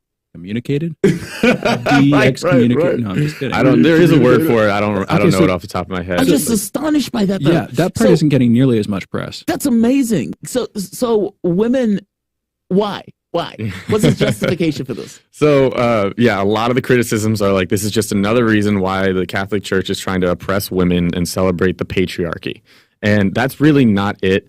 It's the Catholic Church is at like this interesting part of, they're not like wokeism or liberalism. They're not trying to tear down the differences between men and women. It's not that a man can do everything that a woman can and a woman can do everything the man can.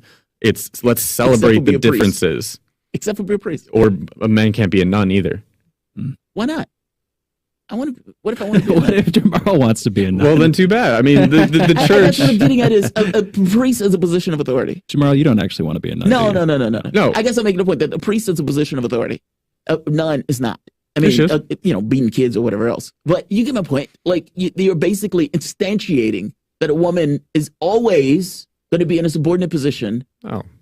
What do you mean? You just told me that they were going to be excommunicated. Like, meaning it is such an offense that you're excommunicated. That is astonishing. To attempt. Well, first off, it stems from tradition because Jesus and his 12 apostles, he only had 12, and they were all men. Right. And then one of them betrayed him, and then the 13th Matthias was brought in, and he was the 12th again. So it was only 12 men. Okay. And he kept a very inner circle of women as well. You got Mary Magdalene, Mary his mother, Veronica, but they were not part of the disciples. But you would agree with me that the priest position is an authority position, and the nun position is not. It is, but it's not always like this give and take of power. So it's not that. So what I was saying is the church likes to celebrate the differences of men and women. For example, in like traditional Catholic marriage, the man is the leader of the house, right, and the woman is put on a pedestal. And what the man for his role is to listen to the woman as best he can. It only means leader as in if we're traveling, then I'm going to lead the family, or if it comes to it, I'm going to bring in the income. Or before you leave, I want to because this would quickly become a hornet's nest. This would quickly become a thorny conversation. Yeah. Pope Francis, what do Catholics think of him? Yeah, good question. Actually like him. Because a lot of people like him because he's one of the most progressive popes we've ever had. Yeah. There was a lot of talk about allowing gay marriage as soon as he came in, a whole bunch of things that the church has traditionally been against. And so far, he hasn't really said anything onto that. He's been a lot more lenient on things like that. So from like the far right or like the really religious, they Well, it's really murky waters to say that about a pope, right? Who is the vicar of Christ? Yes. He represents Christ in the world at this time. I hate him. No, you can't say that. Right. Yeah, right. He's just more progressive, and that's how it is. But I mean, you can always fall back on. He has to say something about canon law or the church within the Holy See for it to become infallible. So we believe that he cannot err when he talks. He's not incorrect when he talks about the church or Catholicism or the actual faith. He can give you lotto numbers and he can be wrong. Yeah. But if he's seated in the holy chair in the Holy See and he makes a decree, then we take it as true. That's God speaking through him. So if he comes out and says we should have Medicare for all, that's not the church. That's not the church. But that's not. Oh, so right. they're like only looking for a loophole. You're like, oh, I'm stuck with it. No, I have to check the exact numbers, but like there have only been like 10 decrees, period, from all the popes. That is very interesting. Because they take it so seriously. Yeah. There's a reason why as soon as the pope gets elected to the pope, he immediately gets taken to what's called as the cry room, because there he just weeps because he knows the massive responsibility he's about to have. Everyone's going to be turning to him. Wow. He's one of the most powerful people in the world just because of That is kind of incredible, and I kind of like that. Austin, we're out of time here. Fascinating. I want to thank you for joining us. Thanks for having me. Man. Great conversation, great appearance, great segment. Thank you for your work. And you guys are listening to Fault Lines with Thomas and Stranahan. That was Austin Pelly, producer for this show, talking about Pope Francis and his recent reform, introduction of new canon law, effectively changing how offenses, specifically, we're talking about pedophilia, but a range of offenses, including grooming, how those are going to be handled within the church. And again, you're listening to Fault Lines. We'll be back on the other side of this short break, talking about the Tulsa race massacre. Be right back. Great segment. Fault Lines. We are above all the latest developments, and we don't take any sides. Radio Sputnik, telling the untold. So, Sean, what do you want to talk about today? Well, Bob, that's easy. I want to talk about the need to stop the development of self-driving cars. Again, Sean, you're driving me nuts. I think the self-driving car thing's already out of the gate. No. It's never too late. See, now the leading experts in the field, I mean, just pick one, whichever one, leading experts have repeatedly warned us about the dangers of artificial intelligence. Look, I'm telling you, man, we have to stop the robots by any means necessary. I see what you did there. Yep. Tune into our show By Any Means Necessary daily from 2 to 4 p.m. Eastern Time on Radio Sputnik. And don't forget to call in at 3:20 p.m. to our studio number 202-521-1320. And if you miss us live, check us out on SputnikNews.com, Spreaker, iTunes, iHeartRadio, Spotify, or wherever you listen to podcasts to stay up to date on the latest political, social, and economic movements shaping the world around us.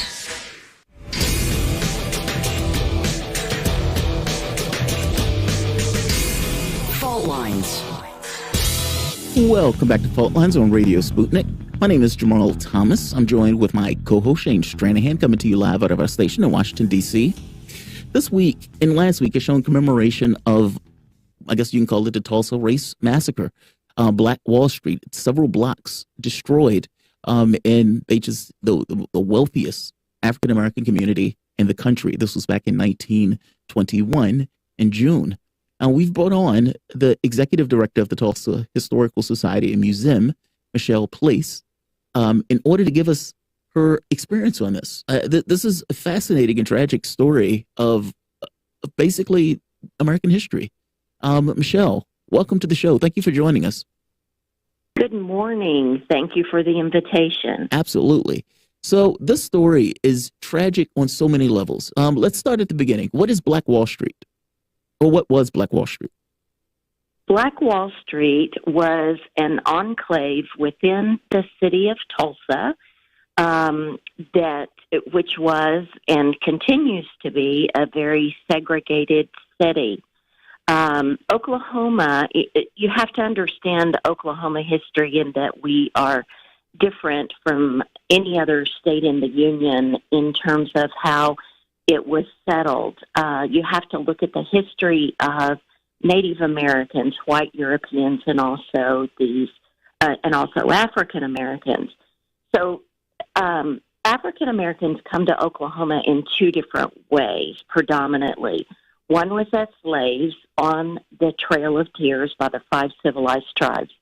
And then also in the early 1900s from Black Americans trying to escape, particularly the southeastern United States, the Jim Crow laws, all of the oppression. And so Oklahoma is seen as this promised land, a place particularly where persons of color could live out their hopes and dreams in peace. So there are about 50 black towns that are scattered across what becomes Oklahoma in 1907. And then many of these smaller towns, the residents begin to migrate to larger communities. One, it's for economic support of one another to pool their resources, and then also for education, which was so very, very important. So it's a very complicated history. It's also redolent of what's going on across the country. So Greenwood in Tulsa, this black 36 square block area, becomes this place of prosperity and potential. How did it get so prosperous? Black residents. And they begin to support one another. Everything from very professional people who have college educations who have come here, doctors, physicians, dentists, pharmacists, educators, etc. And then also lots of entrepreneurs, grocery stores, dress shops, barber shops, beauty parlors, theaters. So it creates this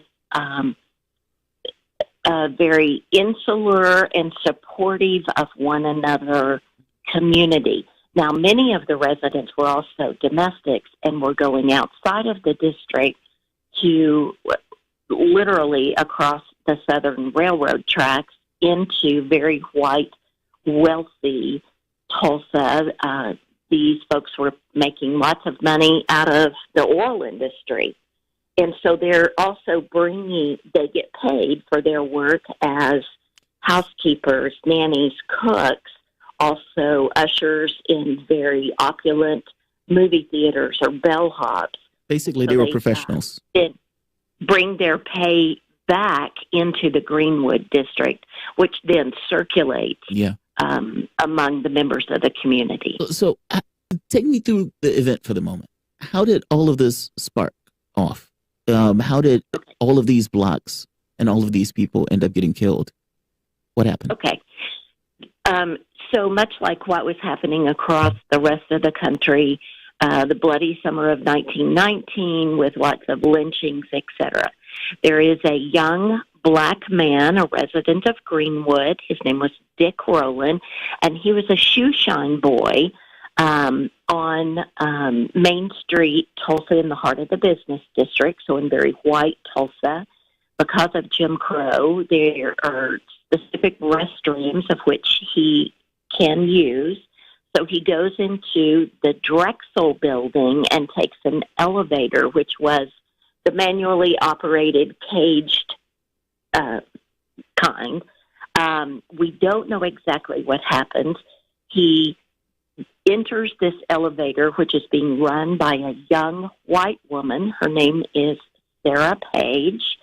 And we don't know if the elevator was off, if he trips, falls into her, steps on her toes, exactly what happens. Ultimately, she screams. There is a store clerk nearby who hears the scream. And so Dick Rowland did what any normal person of color would have done at the time. He runs. And so he runs back to Greenwood. Her story begins to spread, and ultimately Dick Rowland is arrested. He is brought to the county courthouse and the jail, which is in the heart of the Tulsa White Business District. What specifically is her story? What did she say? Michelle, what is you're talking about? I believe her name was Sarah. What specifically is her story? In other words, setting this up, what was she saying that was spreading around the community? She doesn't have a lot to say. I mean, originally she is confronted, but it is the sales clerk who then calls the police, and that's how the word begins to spread.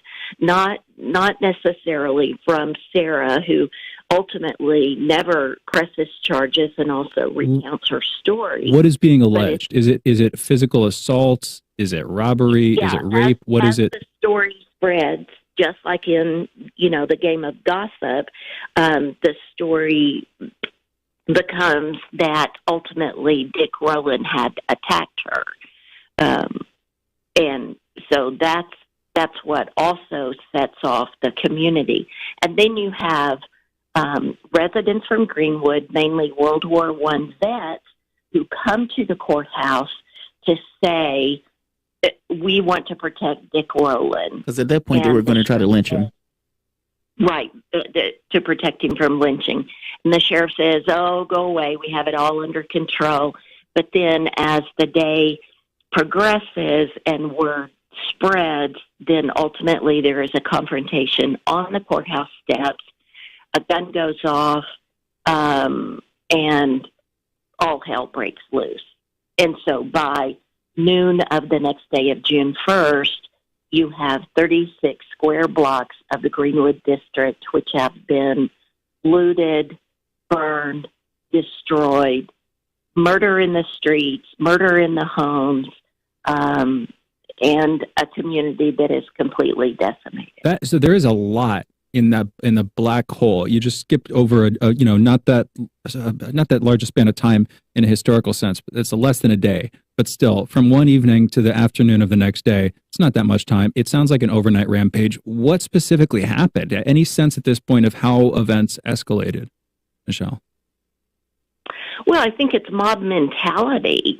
Well, wait, Justin said it. He's talking about initially the mob dispersed, but another mob dispersed. Right. And so it's so what happened in between that time where the mob dispersed versus the neighborhood being destroyed? Exactly, because that's a serious escalation. I'm trying to fill in the picture for folks and for myself. Okay.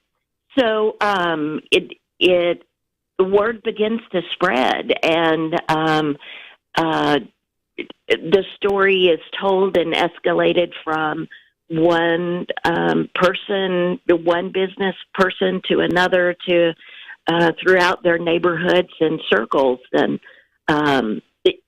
it's this white supremacy that we're not going to let the blacks get away with this. It is. I don't think we can underestimate the amount of tension that not only was in Tulsa, Oklahoma, but was throughout the country. And so I think it's just a matter of tempers flaring, word spreading, and they reconvene, or that's not really a great word. But that makes perfect sense. Then all end up again on the courthouse steps. Because basically you have a white mob saying, those Negroes, how dare they stand up to us? This is not going to be accepted. And then you have the white woman element to, this thing of this emblem. We're not going to allow our white woman to be taken. It's like both of those things are converging all at once, not to mention the neighborhood. It's a beautiful neighborhood. I mean, I was looking at the New York Times giving a depiction of the theaters, the areas, the hotels, all of these things that if you're a person of color, especially back in the 1920s, it would be a phenomenal place to be. And so exactly all of this gets torched. Family, community, love, and support of one another, education, this finest of school system, library, hospitals. I mean, the ultimate of the American dream, whether for blacks or whites. I mean, it was the same. And to make it plain, the insurance companies turned down paying off basically the insurance on the buildings that were destroyed. Correct. So many of the residents of Greenwood had insurance policies, which then the claims are denied because of the disclaimer in the word riot. Now, we have to talk about riot from a historical point of view, that was the language of the time. and not just exclusive to Tulsa. Okay, Michelle, we've only got a little bit of time left with you. I want to get into how this stuff is viewed in retrospect, but first, I just want to sort of square off the last of the facts. What has become a bone of some contention for some folks, especially folks who are critical of how a lot of the media is treating this stuff, is the specific number of people who died. It seems like what's in less doubt is the number of blocks that were burned between, 30, 35 blocks, like you're saying, that were almost universally targeted and destroyed. But the number of people who died varies widely from like 30 approximately to about 300, which was set as a sort of upper limit by this commission in the 90s that was looking at it, I believe. Michelle, whether it's the blocks burned, the number of people who died, any of the other sort of quantitative facts, the numbers here, what's your best sense of what actually happened in the numbers, Michelle?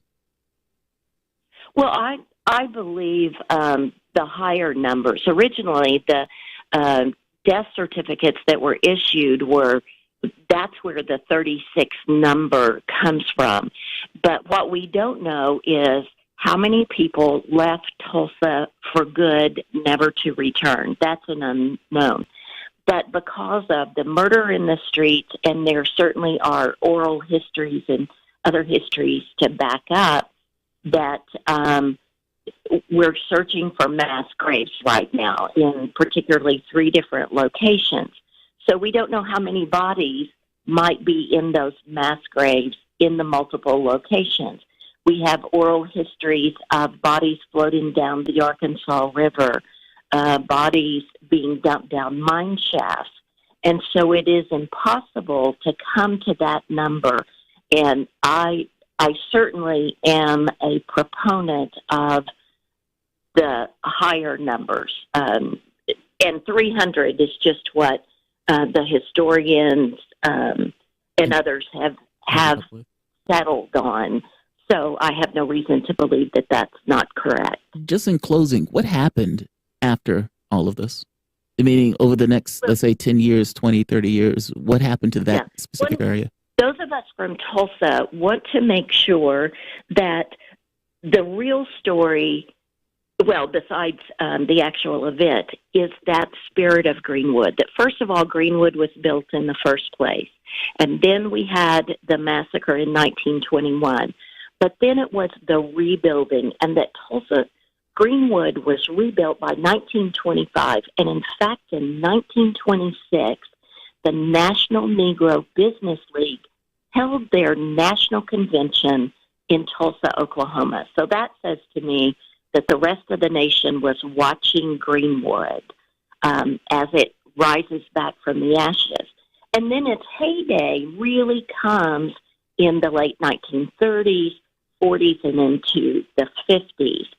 And it was several things that brought about the demise of Greenwood. Number one, these entrepreneurs began to age out, and many of they were going into retirement.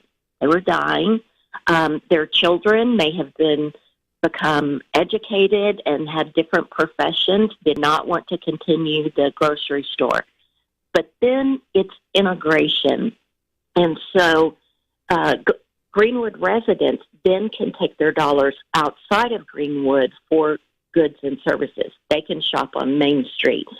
So now these dollars that had been circulating exclusively in Greenwood, supporting one another, are beginning to leave. So then the area becomes blighted, and here comes urban renewal or urban removal, as so many in Tulsa say, that put the interstate right through the heart of Greenwood, which prohibited it from, and will continue to prohibit Greenwood from returning to the heyday, the rebuilding, the juvenation of the main street. All of the locally circulating money and the community and everything that you would lose when you get exactly that kind of access. And of course, it comes with its benefits, but it also comes with those drawbacks, and it's easy to forget them.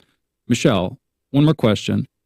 In Tulsa, looking back at this, what I've heard about this, none of us were alive then, but what I've heard is that the story of the Tulsa Race Massacre was suppressed, not just nationally, but also to some extent locally.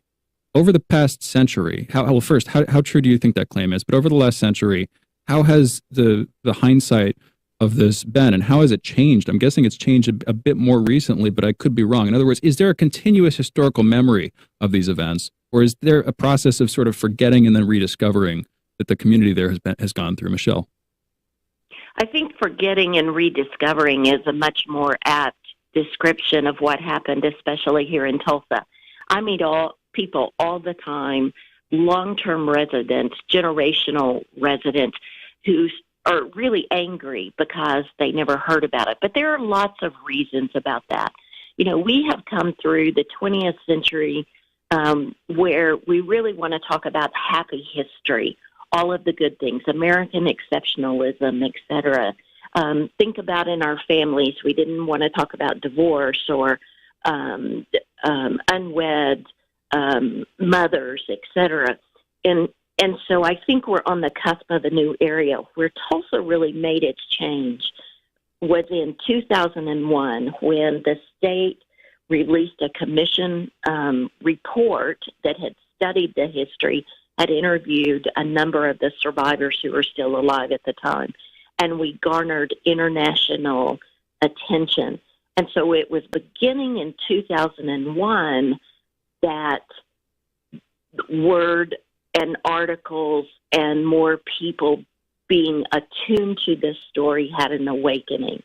I would also say that particularly 2020 with George Floyd and all Breonna Taylor and all of those other stories, that has caused the nation, the world, to really confront in a new way racism, systemic racism, biases, implicit, etc. And so we're dealing with racism in a way that we have never done that before. Michelle? Jamarl, you want to follow up one last time? I was just going to ask, but how deep do you think that digs? Like, in real terms, like, and what does it mean? Because there's an element to this that's environmental, and that element just seems to get continuously ignored.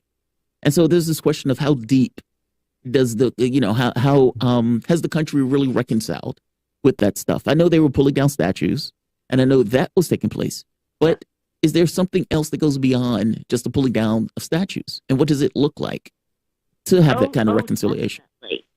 Definitely. I mean, this is just the beginnings of really courageous conversations, and that we're hearing from voices from whom we've never heard before. It's always been the victor who got to write the history and tell the stories and create the art.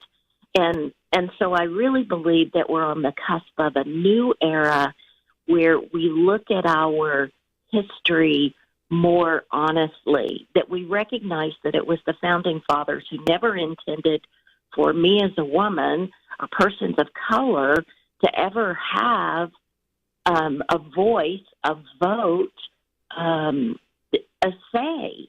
And so that is changing. And I think it's a good thing. We've made a lot of progress, but there is so much work to be done. And, you know, our country is so divided, and with so many people who don't want to have these conversations. But I think the cat's out of the bag. These discussions will not be silent. And I think that's an overriding sentiment here in Tulsa by so many. This story is to be told and reckoned with. And Michelle, thank you so much for taking the time. Yeah, I really appreciate you going over in time a bit too. Michelle Place, she is the executive director of the Tulsa Historical Society and Museum. She has the goal of illuminating the past, enriching the present, and inspiring the future along with the museum there. Michelle, thank you for joining us this morning. Thank you for having me. Really appreciate it. And we're going into a break, coming back, taking your calls for a few brief minutes here. If you want to call in this hour, this is your last best shot before 9:45. I'd recommend calling now. We only have so much time. 202-521-1320 is the phone number. We'll be right back on the other side of this short break.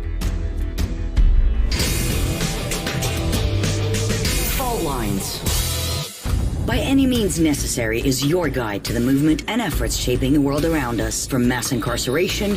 No longer am I interested in or concerned with prison reform. I am interested only in the eradication of prisons. To the battle between police and water protectors. It was a pretty punishing disregard for the sanctity of human life, that unleashing water cannons on peaceful, prayerful water protectors. From efforts to protect the environment. The climate movement is ready to, with plenty of opposition research and force and strength, along with, the right of both science and morality, to fight them on this. To the movement for Black Lives. When I first saw the Michael Brown video, and I saw that it clearly contradicted the narrative put forth by the Ferguson Police Department and by police supporters in general, 3 words came to mind: color me shocked. Stay tuned to By Any Means Necessary, 5 days a week here on Radio Sputnik.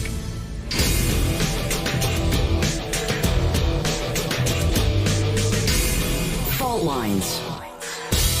And we are back. You're listening to Fault Lines with Thomas and Stranahan, and we have 3 minutes to take calls, so I will be quick here. Tarif, calling in from New Orleans, talking about Iraq and China. Tarif, you're on the line. What's on your mind? Yeah, free drilling signs, Denzinger, and I have 2 comments. About also they had other race massacres, race riots that's happening, and massacres as well. But anyway, my first comment is dealing with China tokamak reaching new world's record. It got up to 216 million Fahrenheit. Tokamak, you're talking about their fission energy machine. Pardon me, fusion. Pardon me. Thank you, Jamarl. Fusion energy. Fusion. Nice. And it got up to 101 seconds. That was pretty good. So it's a new record for that temperature. My last comment is dealing with South Korea independence. They don't want to join the U.S. anti-China alliance. Alice McCurry was explaining yesterday. So they're going to build their own ballistic missile submarine and their own technology dealing with military, so they can become independent. And they don't want to join the anti-Chinese alliance, which I was telling y'all yesterday, how the West is not the sanctioning power, and the leverage of the West is starting to fall short now. So as you can see, that people are not siding with the West, with the U.S. on certain things anymore. It's like it's change in the weather, and also it's true. The rise of the East. It's true. Tarif, we've got one more caller after you, so I'm going to cut you there.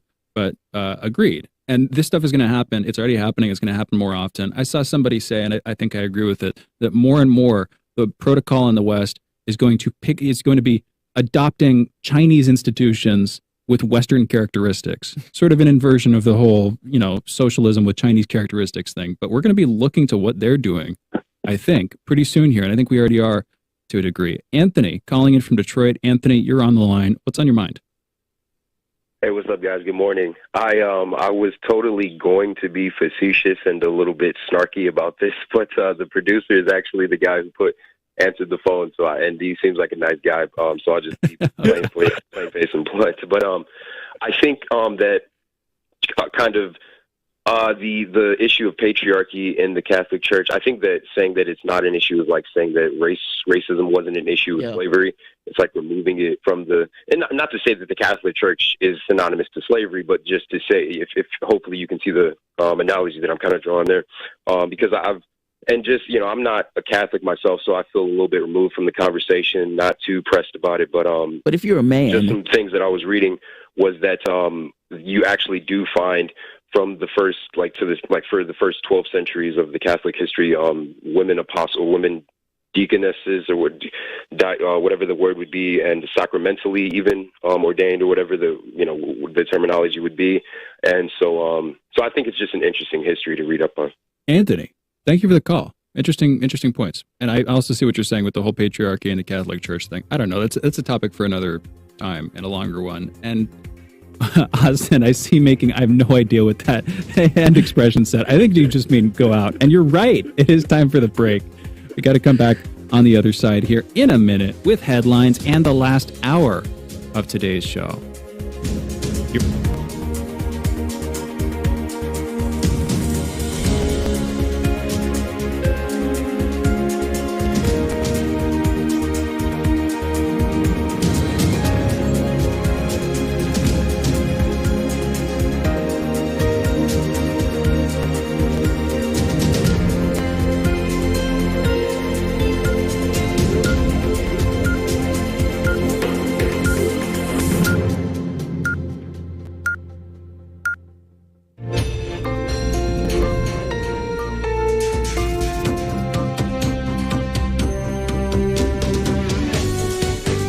listening to Radio Sputnik. Telling the untold.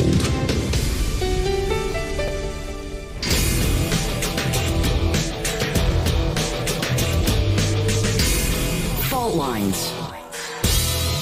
Live from across the divided states of America, it is time now for another edition of the most disruptive show covering news, events, and politics from across the disunited states of America and the increasingly divided surface of our globe. In the independent corner, I am your political analyst, Jane Stranahan. And in the left corner, I am your indefatigable, your ever-vigilant, last man on the wall, your political analyst, Jamarl Thomas. And together we are Fault Lines with Thomas and Stranahan.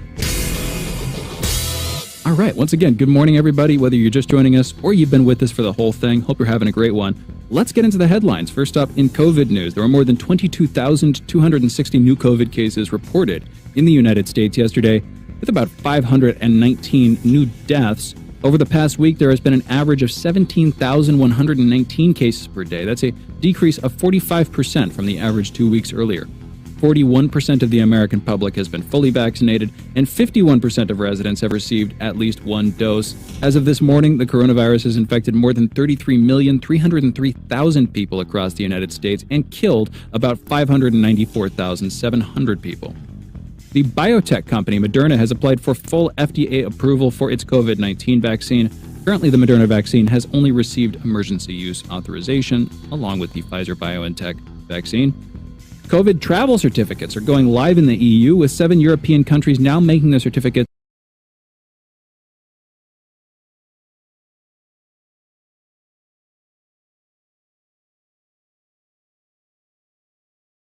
available to their citizens. The European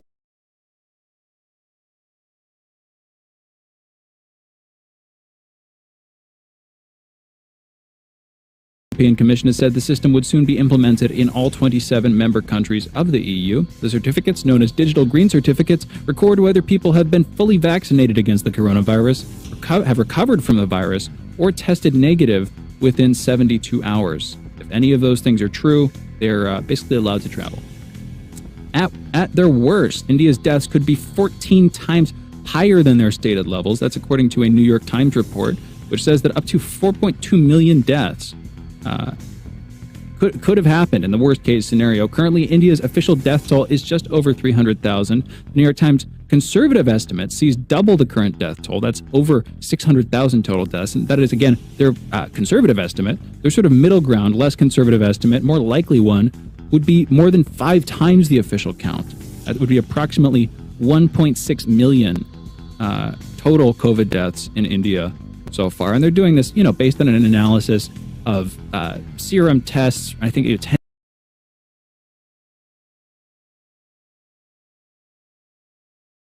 tens of thousands of people. Again, this is out of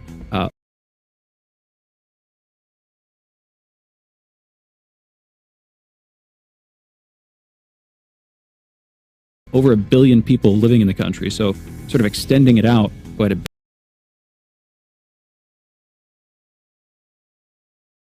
But they're looking at who got sick and, baseline levels of deaths in the country, combining those statistics, consulting with experts, trying to come up with some estimate there. But nevertheless, it does seem like the total number of deaths is far higher, whether it's double or more than 10 times those currently stated as official by the Indian government.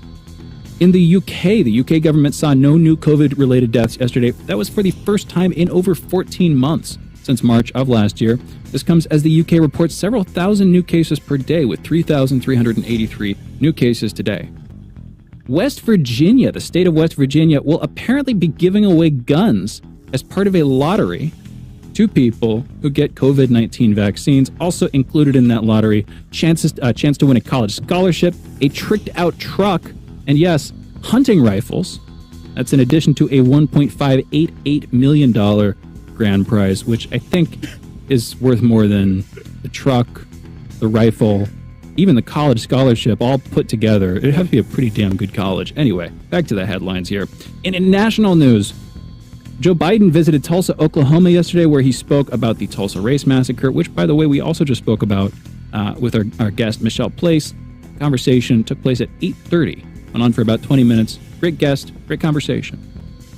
In New York City, a man was arrested and then charged with a hate crime in New York City's Chinatown after punching a 55-year-old Asian woman in the face.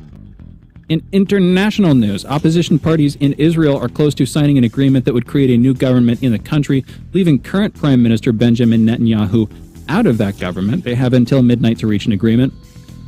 The Canadian military has reportedly been encountering UFOs for nearly 70 years. That's according to a new Vice report, which describes cases including a, quote, large tubular object, end quote, that was tracked by radar back in 2002, a white spot turning blue and red that was seen traveling in zigzag formation above Ontario in 1978, and an orange pulsating symmetrical light seen speeding over Ottawa. That was back in the 50s. Sounds like some people took too many drugs, or aliens exist.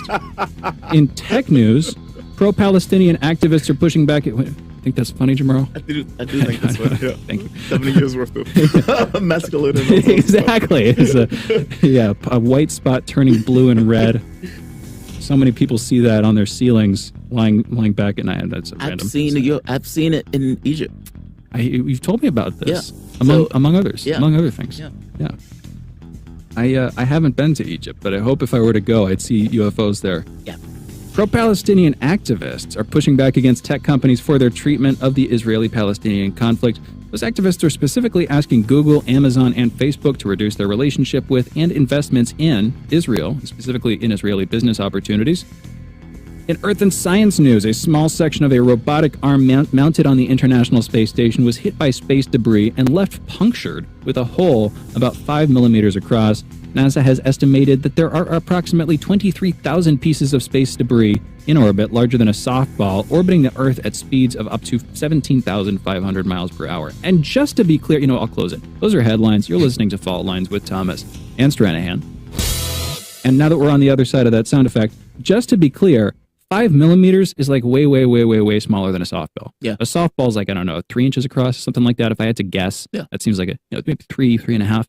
5 millimeters is like a fraction of an inch, like a quarter of an inch, that kind of thing. So I was joking about how you could just destroy all the softball-sized objects in space, leaving, millions of shards. You don't want that. You don't want that. 5 to 10 millimeter shards of whatever metal they're made out of. Miles an hour. Yeah, going 17,000 miles an hour. Exactly. Not 27,000, but like several 100,000. Of course, there are probably far more than 27,000 objects of a size smaller than a softball. Yeah. But, they're hard to detect. They're small. And so. But they can create issues. They can puncture the ships and everything else. If they can puncture a ship, imagine an astronaut. Yeah. I don't want to. Well, that's the other part. With the astronaut is out. Gravity. That was based on an astronaut getting hit with this kind of thing. Yeah. Those things are floating out there. It's a big deal. Like I said, the war in space thing is not just about, hey, it's not a good idea. It's also because it's any notion of telecommunications in space from satellites. The Starlink wouldn't exist.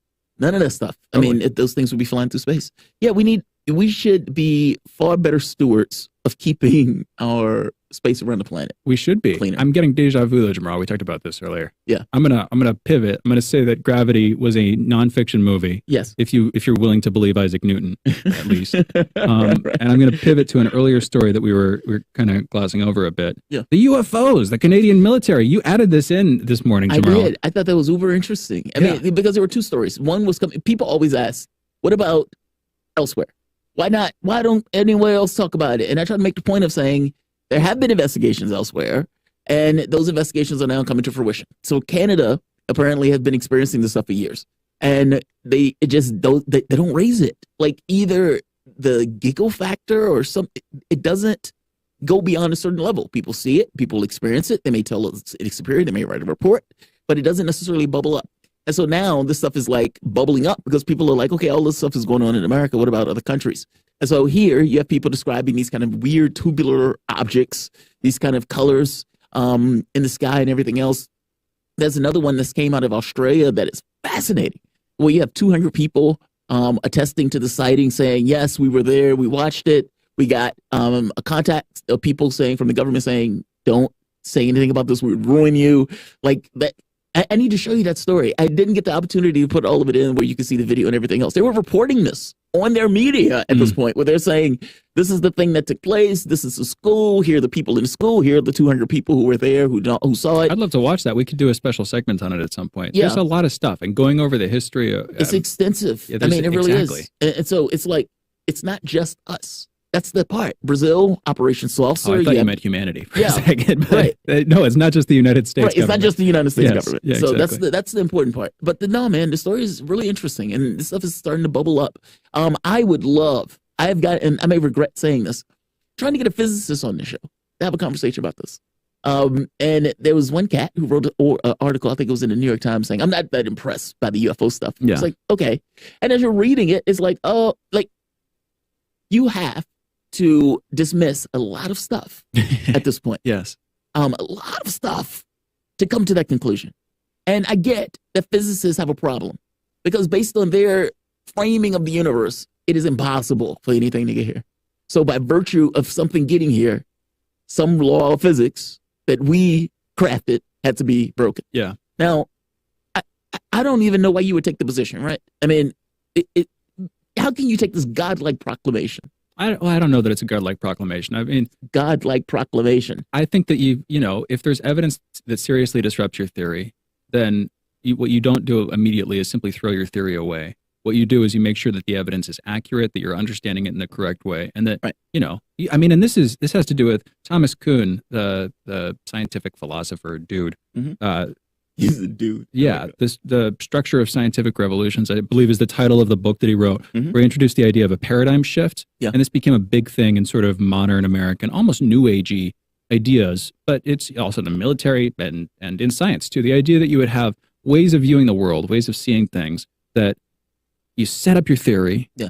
It fits the facts available to you. Your workable point of view. You set up a workable point of view, and eventually you have to modify that theory more and more as new facts come up and they sort of butt up against the edges of it. And at a certain point, if you got to replace the theory wholesale. It's like it doesn't work. And then on the other side of that replacement, when you have a new theory, you kind of forget that you ever seriously believed the first one. And How now could we ever have thought? Exactly. Yeah. Now, usually this happens generationally. Usually it's not an individual that passes through like four theories of science on physics or whatever, simply because things often don't move that fast. Right. Maybe you live in one of those critical moments, like a pivot in history where things are changing that dramatically. But for most people, it takes a long time. Anyway, my point is, you don't throw away your theory at the first sign of contradictory evidence, which is why for a physicist to be a bit dismissive, I understand that. On the other hand, they also have political incentives to deny this stuff because their peers are probably going to think they're silly if they buy into it too readily. Yeah. And if you're a physicist who suddenly gets very interested in aliens and UFOs, broadly, at least at this point in history, still, you're going to be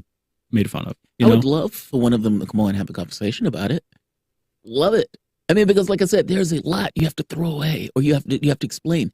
I mean, either they're going to say that all of those people are on drugs. All of these people, all of these military personnel. Yeah. It'd be fantastic, and I don't see how you do dismiss all this stuff. But I'll put it like this: I had a conversation. That's why I thought that's why I thought you might be interested in that. Because to me, it's like, all right, if you can't dismiss all of the military personnel that have come forward. No. And this is like people like the Nimitz. Let's take one case, the Nimitz. We were having a conversation about like, what's the best way? If there was a congressional investigation about the UFO stuff that came up, what would be the best way to do it? Because people are saying that the report that's going to come out is not going to be great. They're saying that thing is going to be like scaled down dramatically. So we'll see. But if you had a congressional investigation, how do you do it? And it's like you pick one case that gets the public salivating right off the bat. It doesn't have to be 12 hours long like the first one was. In fact, you don't want it to be 12 hours long. You want it to be a question. Here's the case. This person saw it, impeccable. This other woman was there with him as he was in a pallet. Again, impeccable. Here's the ship intelligence. Here's this. It's either us or it's not us, but it's something. Go figure it out. And the public is like, wow, look at the video, look at the clip, look at the person. Here's it. And you have all of this stuff, and now you have a question. Solve. And at the very least, you have your public and the world interested in this question that there's not an answer for over the top. Now, the U.S. will say, it's not us. It's not us. It's not our secret technology. It's not us. They would say it to the blue in the face. By the same token, there's still something there you need to solve. And I think that's how you started off. I think that's the issue. Meaning, whether you're a physicist, whether you're a skeptic, you have to deal with the fact that people have encountered, and there's been record data of those encounters that have been beyond a current level of technology. Period. And just start there. Leave it there. especially if it's a case where you are pretty confident that it's not us. Oh, but you can't just leave it there, Jamarl. That's the thing. That's the point. That's you the can't point. just leave it there. You leave it as a question. And it's like people were like, well, what is that? What is that? And you allowed them to eat, like chew on it.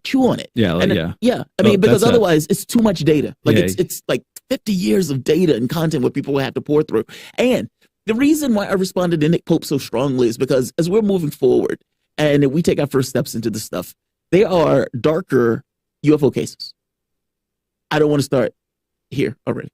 Like for example, if we're starting off with this notion that this is a threat, and you find out, okay, the shutting down nuclear weapons was real. What is your context for that event? That's my issue with this. It's context, and how the context is set. Wait, you're talking about the threat of shutting down nuclear weapons? No. That's happened before, actually. The CRAF shut down our nuclear facilities. Elizondo even alluded to that when we were having a conversation. It was basically a CRAF. The guy was freaking out. He was screaming in the phone at his commander, something out here. And the commander doesn't quite get what's going on because he's not outside. The nuclear facilities start shutting down, all of them, all of the things. And so it's like, when that story gets known, what does the public think? Wait, hang on a second. That did happen, by the way. Okay, thank you. That seems like the biggest thing ever.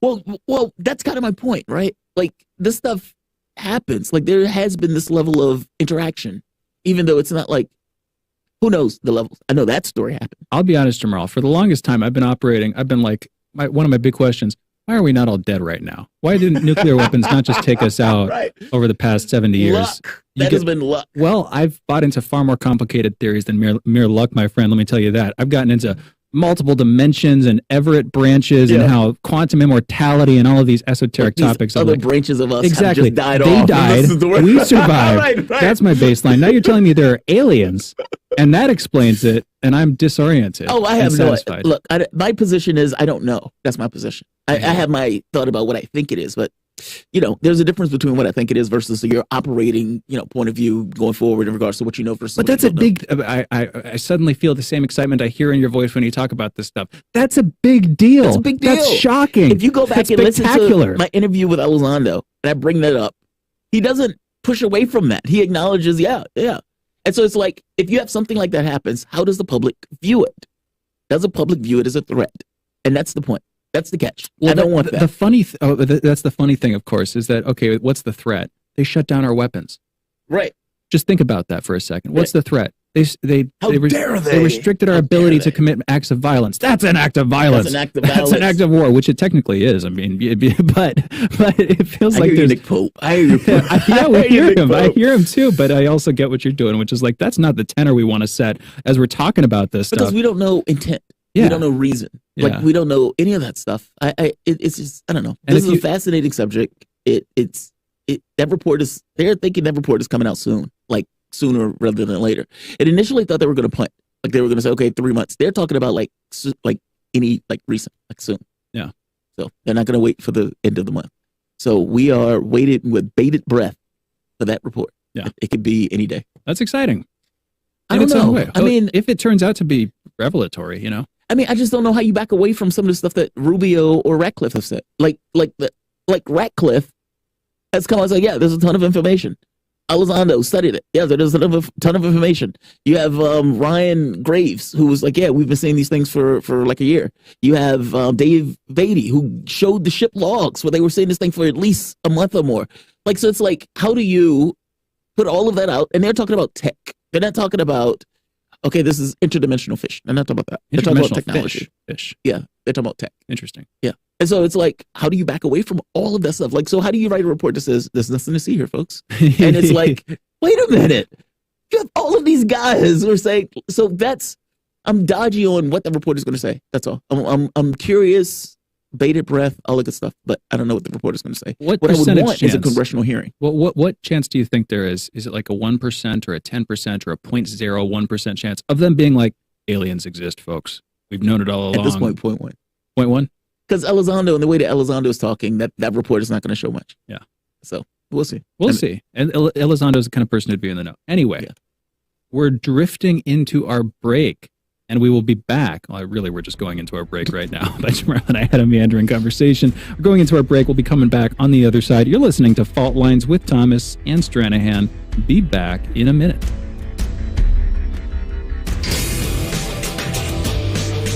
Fault Lines. 24 hours a day, 7 days a week. We give you the most essential information out there. Radio Sputnik, telling the untold. Are you bored? Are you lonely? Do you need a hug?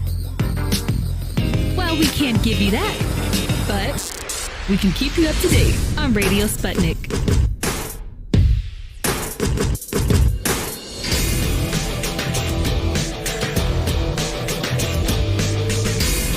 Fault Lines.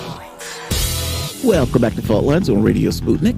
My name is Jamarl Thomas. I'm joined with my co-host Shane Stranahan, coming to you live out of our station in Washington, D.C. We've been having a conversation that is expanding. Actually, pretty good show today. We've been able to have a conversation talking about the Tulsa race massacre. That was fascinating, and we were able to clear up some details that I know we were in conflict on. We've also been able to have a conversation about what has been taking place in Belarus and Russia's backing of Belarus in the face of, let's say, European putting on or threatening sanctions against Lukashenko. For this particular one, I want to go into some of the politics that has been taking place domestically, and domestically in context of the Republican Party, especially under this guise of contract with America. The thing is, it's weird to me, strange to me, that they're calling for a contract with America when they've broken the biggest contract with America. And that is, when you lose, you go home. I understand that people would argue, well, wait a minute, the Democrats did that to Donald Trump. The Democrats maligned Donald Trump the moment that Donald Trump won the race. They didn't take their loss and go home. However, I would make the point that they did it differently. Whereas the Democrats made the argument that Russia got into the heads of individuals and convinced those individuals to not vote for one Hillary Clinton, Donald Trump went directly at the electoral system and said, I was robbed, I was cheated, it's rigged. And 30, 40 million people said, hey, I think that guy's right. Now, whether they think that guy's right because it's in their self-interest to think the guy's right, or whether they think the guy's right because they actually believe the guy's right, it's almost secondary to the point that they believe him. And in doing so, that belief confers a certain degree of gravity on the ground. The Republican Party has basically lined up behind Trump. And lined up behind Trump, even under this idea that Donald Trump won in a landslide, despite the fact that he has nothing to show for the fact that he won by a landslide. The more interesting thing is that the Republican Party, the gravity of the party being Trump, have lined up under this particular mindset. And we have Flynn, and Andre, could you load the Flynn clip one more time for me? Then I'm going to play the Biden clip afterwards. Right now, there's a push by the Republican Party to limit voting in various states. Thank you. On top of that clip to limit voting in various states, they have basically signed their name in blood to back up one Donald Trump. And people like Flynn, who's working with Donald Trump, is now saying stuff like this, meaning it goes beyond just the electoral stuff that Biden is not really the president, this repudiation of America stuff. It goes beyond that. It goes further into this notion of democracy itself and whether or not these guys even believe in it anymore. Let's play the clip. I want to know why what happened in Myanmar can't happen here.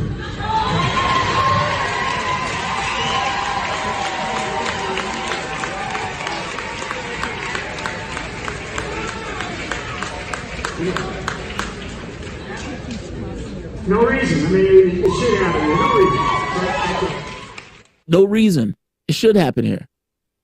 A bloody coup where the military basically took power from the Democratic branch of government itself. And Flynn is basically saying, yeah, that should happen here. Should happen here to what end?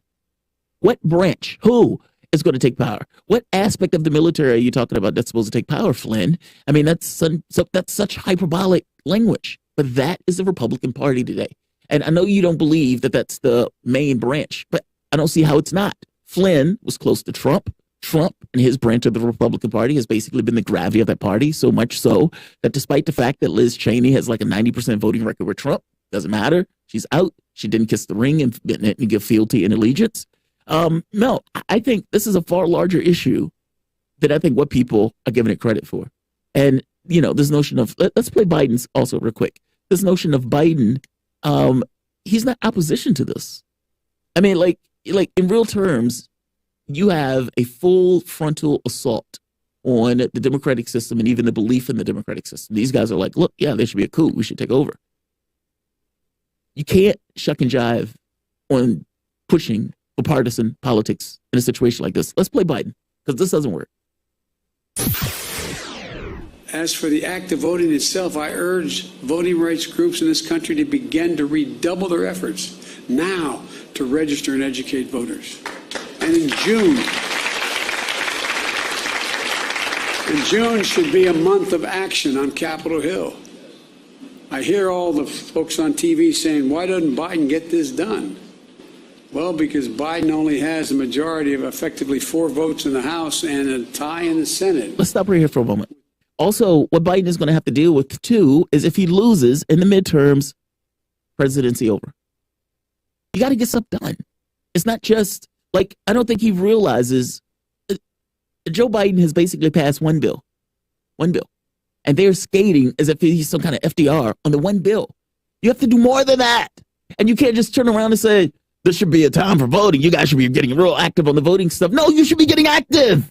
I get that you have people who are opposition. It's politics. You have powers at your disposal to deal with that. You don't deal with that. You had the power to get the $50. You didn't want to do that. You had the power to push on the filibuster. You didn't want to do that. You're throwing it as if it's in their hands entirely. Joe Manchin has all the power in the world. Nonsense. Just the president of the United States. I'm very aggravated with this. What are your thoughts? What are you thinking on this? What's your take?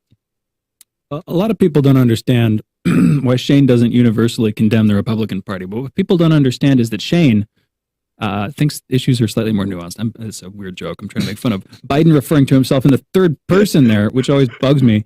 But what came to mind when you played that clip earlier is Leave It to Beaver, even refusing to say hell and instead saying heck. Yeah. If you want, it's like you're so out of touch. Yeah, but what you want, Jamarl, is to hear an echo of your exasperation, and Biden is not going to echo that. He's not there. Yeah, he's not there. What people see in Trump is an echo of their exasperation. Yes, and it doesn't need to be the main branch, and I don't think it is the main branch of the Republican Party that is willing to go to a violent extreme. Yeah, for that to be a damn significant issue. But you would agree with me; they will definitely latch on in regards to coalition with, the party itself as regards, because if you think about it, when Lindsey Graham turns around and says he's basically Team Trump, that's amazing. That's not, what is his name? What is his name? McCarthy. When McCarthy condemns Trump on one day because he's terrified for his life, and then the very next day he's Team Trump. That's astonishing. Well, yeah, and the cynical version that I think is at least in part and in large part true, they see where the wind is blowing and they're going that way too. But they also see the promise, it's not just the wind, they also see the promise of Donald Trump as he has successfully already revitalized the Republican Party. Now, the fact that he's done that by echoing exasperation in the process, agitating some folks, that's par for the course. That's how that kind of thing works. And that's frankly what you would want in a left-wing politician if you got a strong enough one, is you want somebody who you felt stood up for you, was willing to push it to those extremes, was willing to be combative in Congress. In some sense, this is just it's just on the wrong side of the aisle and supporting the wrong things, I would say. I wouldn't be bothered by it if it didn't have at the base of it a lie. Meaning, if you and I are playing a game, let's say you and I are playing chess, and we are, or whatever game, pick any game, random game. We have a rule set. And the rule set matters more than our individual wants to win that game. And so as long as I know as a flat fact, as the earth is round, that you are not going to cheat in that game because you also have that thought in your head that the rule set matters more, then we can play. I have no issue with play. We can play you can beat me senseless over and over again. However, when I win, I want to be able to, change the music to whatever I want to change the music or whatever deal we make in that sense. I hear you. If you get to the point though, where I win and you're like, okay, I don't want to play anymore. I hear you. There's No, a problem. But that's almost the hardest conversation about this to have because I genuinely do not know what happened during the election. I'm pretty sure that Trump is wrong. We've been over this so many times that I'm mostly repeating myself, not for the sake of the conversation, just that, but also, have new members of the audience or whatever. But where the battle lines are drawn is we were interviewing people while the election was underway before it had taken place.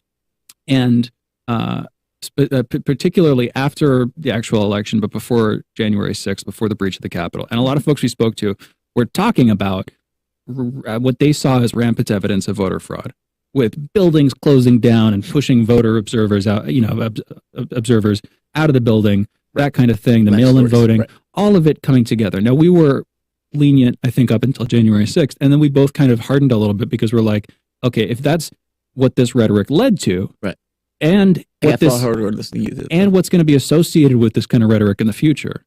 That's a problem. What are the facts there? That's a problem. It's not a good thing, exactly. Yeah, that's a problem. But there are still questions. And so I don't want to automatically say, well, they just upturned the chessboard because they don't like how the game turned out. But I hear why you might think that. That's a thorny issue, but it's also fact-based, which in some sense means it's not as, I don't know. Meaning there needs to be a there to that. Meaning it can't just be, well, hey, there's an argument here because there's an argument here. There has to be something there.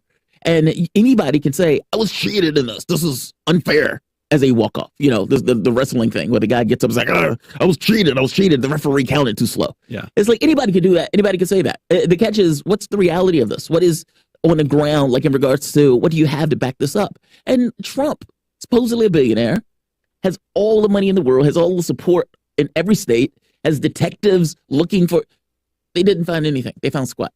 And so, I don't, it's not that I gave him the benefit of the doubt. I said, look, I have no issue with him investigating the election, all this stuff. Bob Schlehuber, former co-host of Political Misfits with me. Bob, what's going on, man? Cue the walk-in music. You had it. You deserve it. Like a jam or something. Let's go.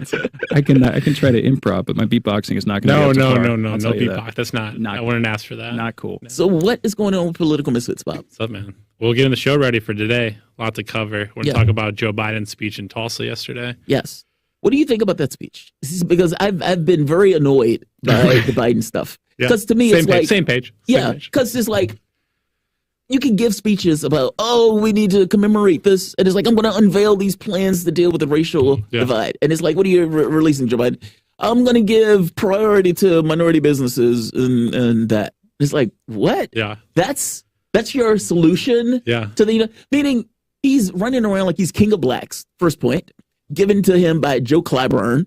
Which I don't know how Joe Clyburn becomes a kingmaker. Yeah, Jim Clyburn. I don't know how Jim Clyburn becomes a kingmaker in this, but he does.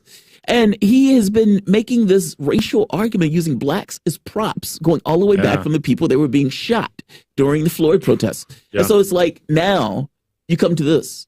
And it's like, I get it, Joe Biden, racism is bad. In real terms, environmental terms, what are you doing about it? Yeah. And the answer is nothing. It's theater. Yeah. I'm sick of the theater. Yeah. What's your take on it's interesting. One, I just think it's funny that he plays that card as like, America is a country we already talk about our past sins. Yeah. 100 years later. Right, 100 years ago. Wait a second. Hold on. We're not like getting ahead of ourselves here.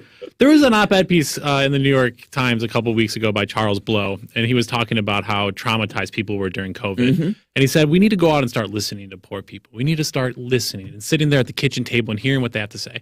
And one, it's like, okay, Charles Blow, you're not hanging out with poor people. Right. We're a pretty segregated country. Like rich people hang out with rich people and poor people with poor people. And two, we know what they want. Yes.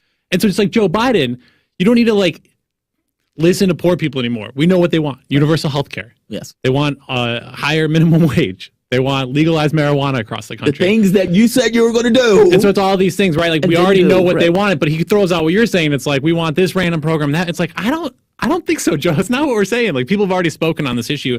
I think what's interesting as somebody that sits to Biden's left is the lane that he's opening, because he's basically trying to say, I want to do all of these things. And his political opponent just says, look, you talk the talk, but you don't walk the walk.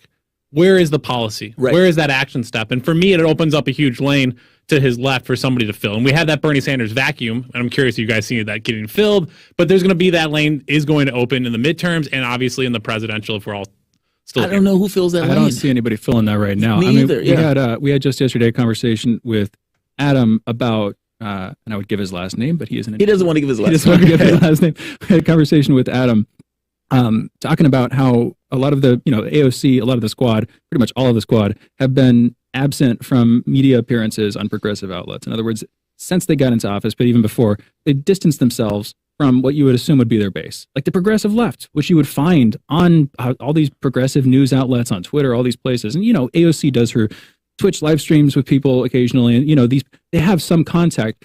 But if there's going to be somebody that fills the Bernie Sanders seat, I don't think they're going to come from the squad, frankly. I think they would have to come from somebody who's more willing to get in touch with the base and who can connect that with a national level conversation on the media and on the debate stage during primaries, et cetera, et cetera. But you say that people want minimum wage, healthcare, stimulus checks. What I hear some people want is a coup based on what they see having gone on in Myanmar.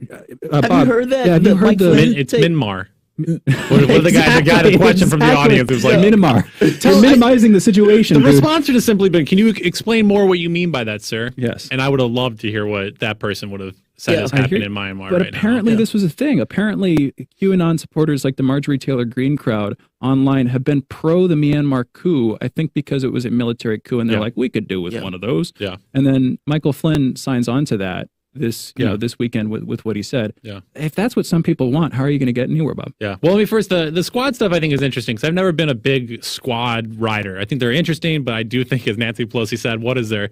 4 or 5 of them. Yeah, in many ways, like they're a 6 manufactured at this point, Twitter. I mean, 22% of Americans are on Twitter. Right. And if you think that captures all of the American populace, my mom's not on Twitter engaging with politics. I'm talking about my mom. I'm talking about my brother-in-law who's former military, my sister who's a special ed teacher. Yeah. How do you reach them? The policies are going to be there. Those people want action. We're not seeing it from the right or the left. So I don't know if the person's there. I think I agree with you there.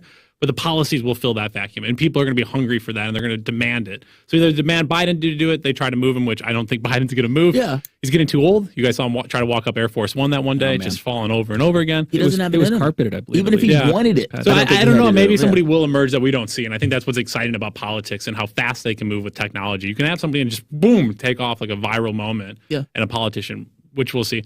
As for Michael Flynn, what do you guys make? I guess I don't know how I feel about it. What are the legalities on it, right? Because some people are calling him to be arrested. Like treasonous. I mean, is it? I don't know how that stuff level. works. Can you say that? I think there's a First Amendment But yeah, somewhere. you can say whatever you want on it. I think it's just egregious. If anything else, it's like, yeah, let's have a coup. Yeah. And it's like, really? Yeah. Like, what does that look like in real terms? I think for some people, and there's been studies on this, but can a coup usher in democracy? So if people say that authoritarianism is happening right now, we have a coup to give us democracy. 50 years later. They studied it. That doesn't happen. It usually leads to more authoritarian rule. So it's like it doesn't work. Gives up power. But I think people are saying that's the way in which you restore democracy. You think the Flynn crowd that many people? Or is it just Marjorie Taylor Greene, is she that many people? I think they are. I think Shane disagrees with me on this, but I think it's the fastest thing moving. I think, if you look at the way the Republican Party has basically organized itself around Donald Trump, a lot of those people hate his guts, and nevertheless, they're still kissing the ring, fealty and allegiance to Trump. And so it's like, okay, if you have that many people where they are bending the knee to Trump, like these people who laughed at Trump when Trump was running in the contest with 19 other Republicans. Yeah. Well, now Trump is the power in the party. And in the context of being the power in the party, that is the Flynn crowd. That is the Marjorie Taylor crowd.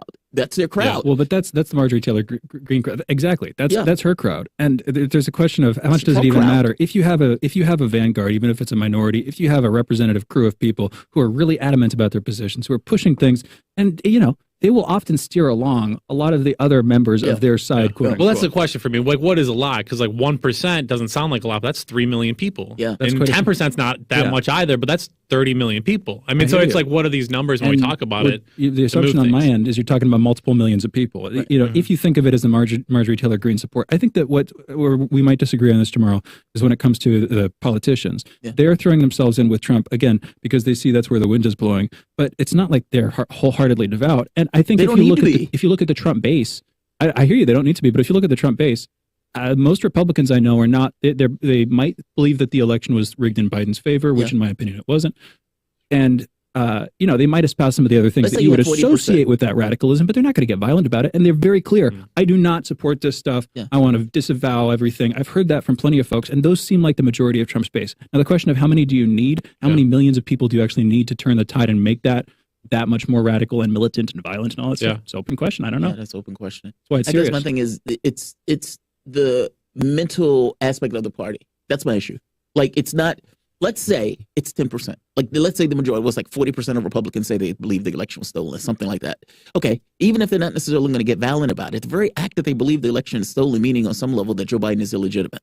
By definition, right? Because you can't have it both ways. The election was stolen, but I believe Joe Biden is a legitimate president. That's Russiagate, though. Isn't that all an extension of this constant cycle of trying to discredit the other side that we saw in 2016 in Russiagate or early premonitions in 2000? Like, yeah. Those people aren't moved by the big lie, right, that everybody keeps talking about. I think those people have resentment. They have economic frustrations. They have legitimate grievances that they've been fooled into thinking that it has to do with this like big lie the election steal. Yeah. I think that's what's really interesting because people, when they can't afford food, can't afford their mortgages, like people are going to get violent. You can get dark. I don't know when there's no response to it.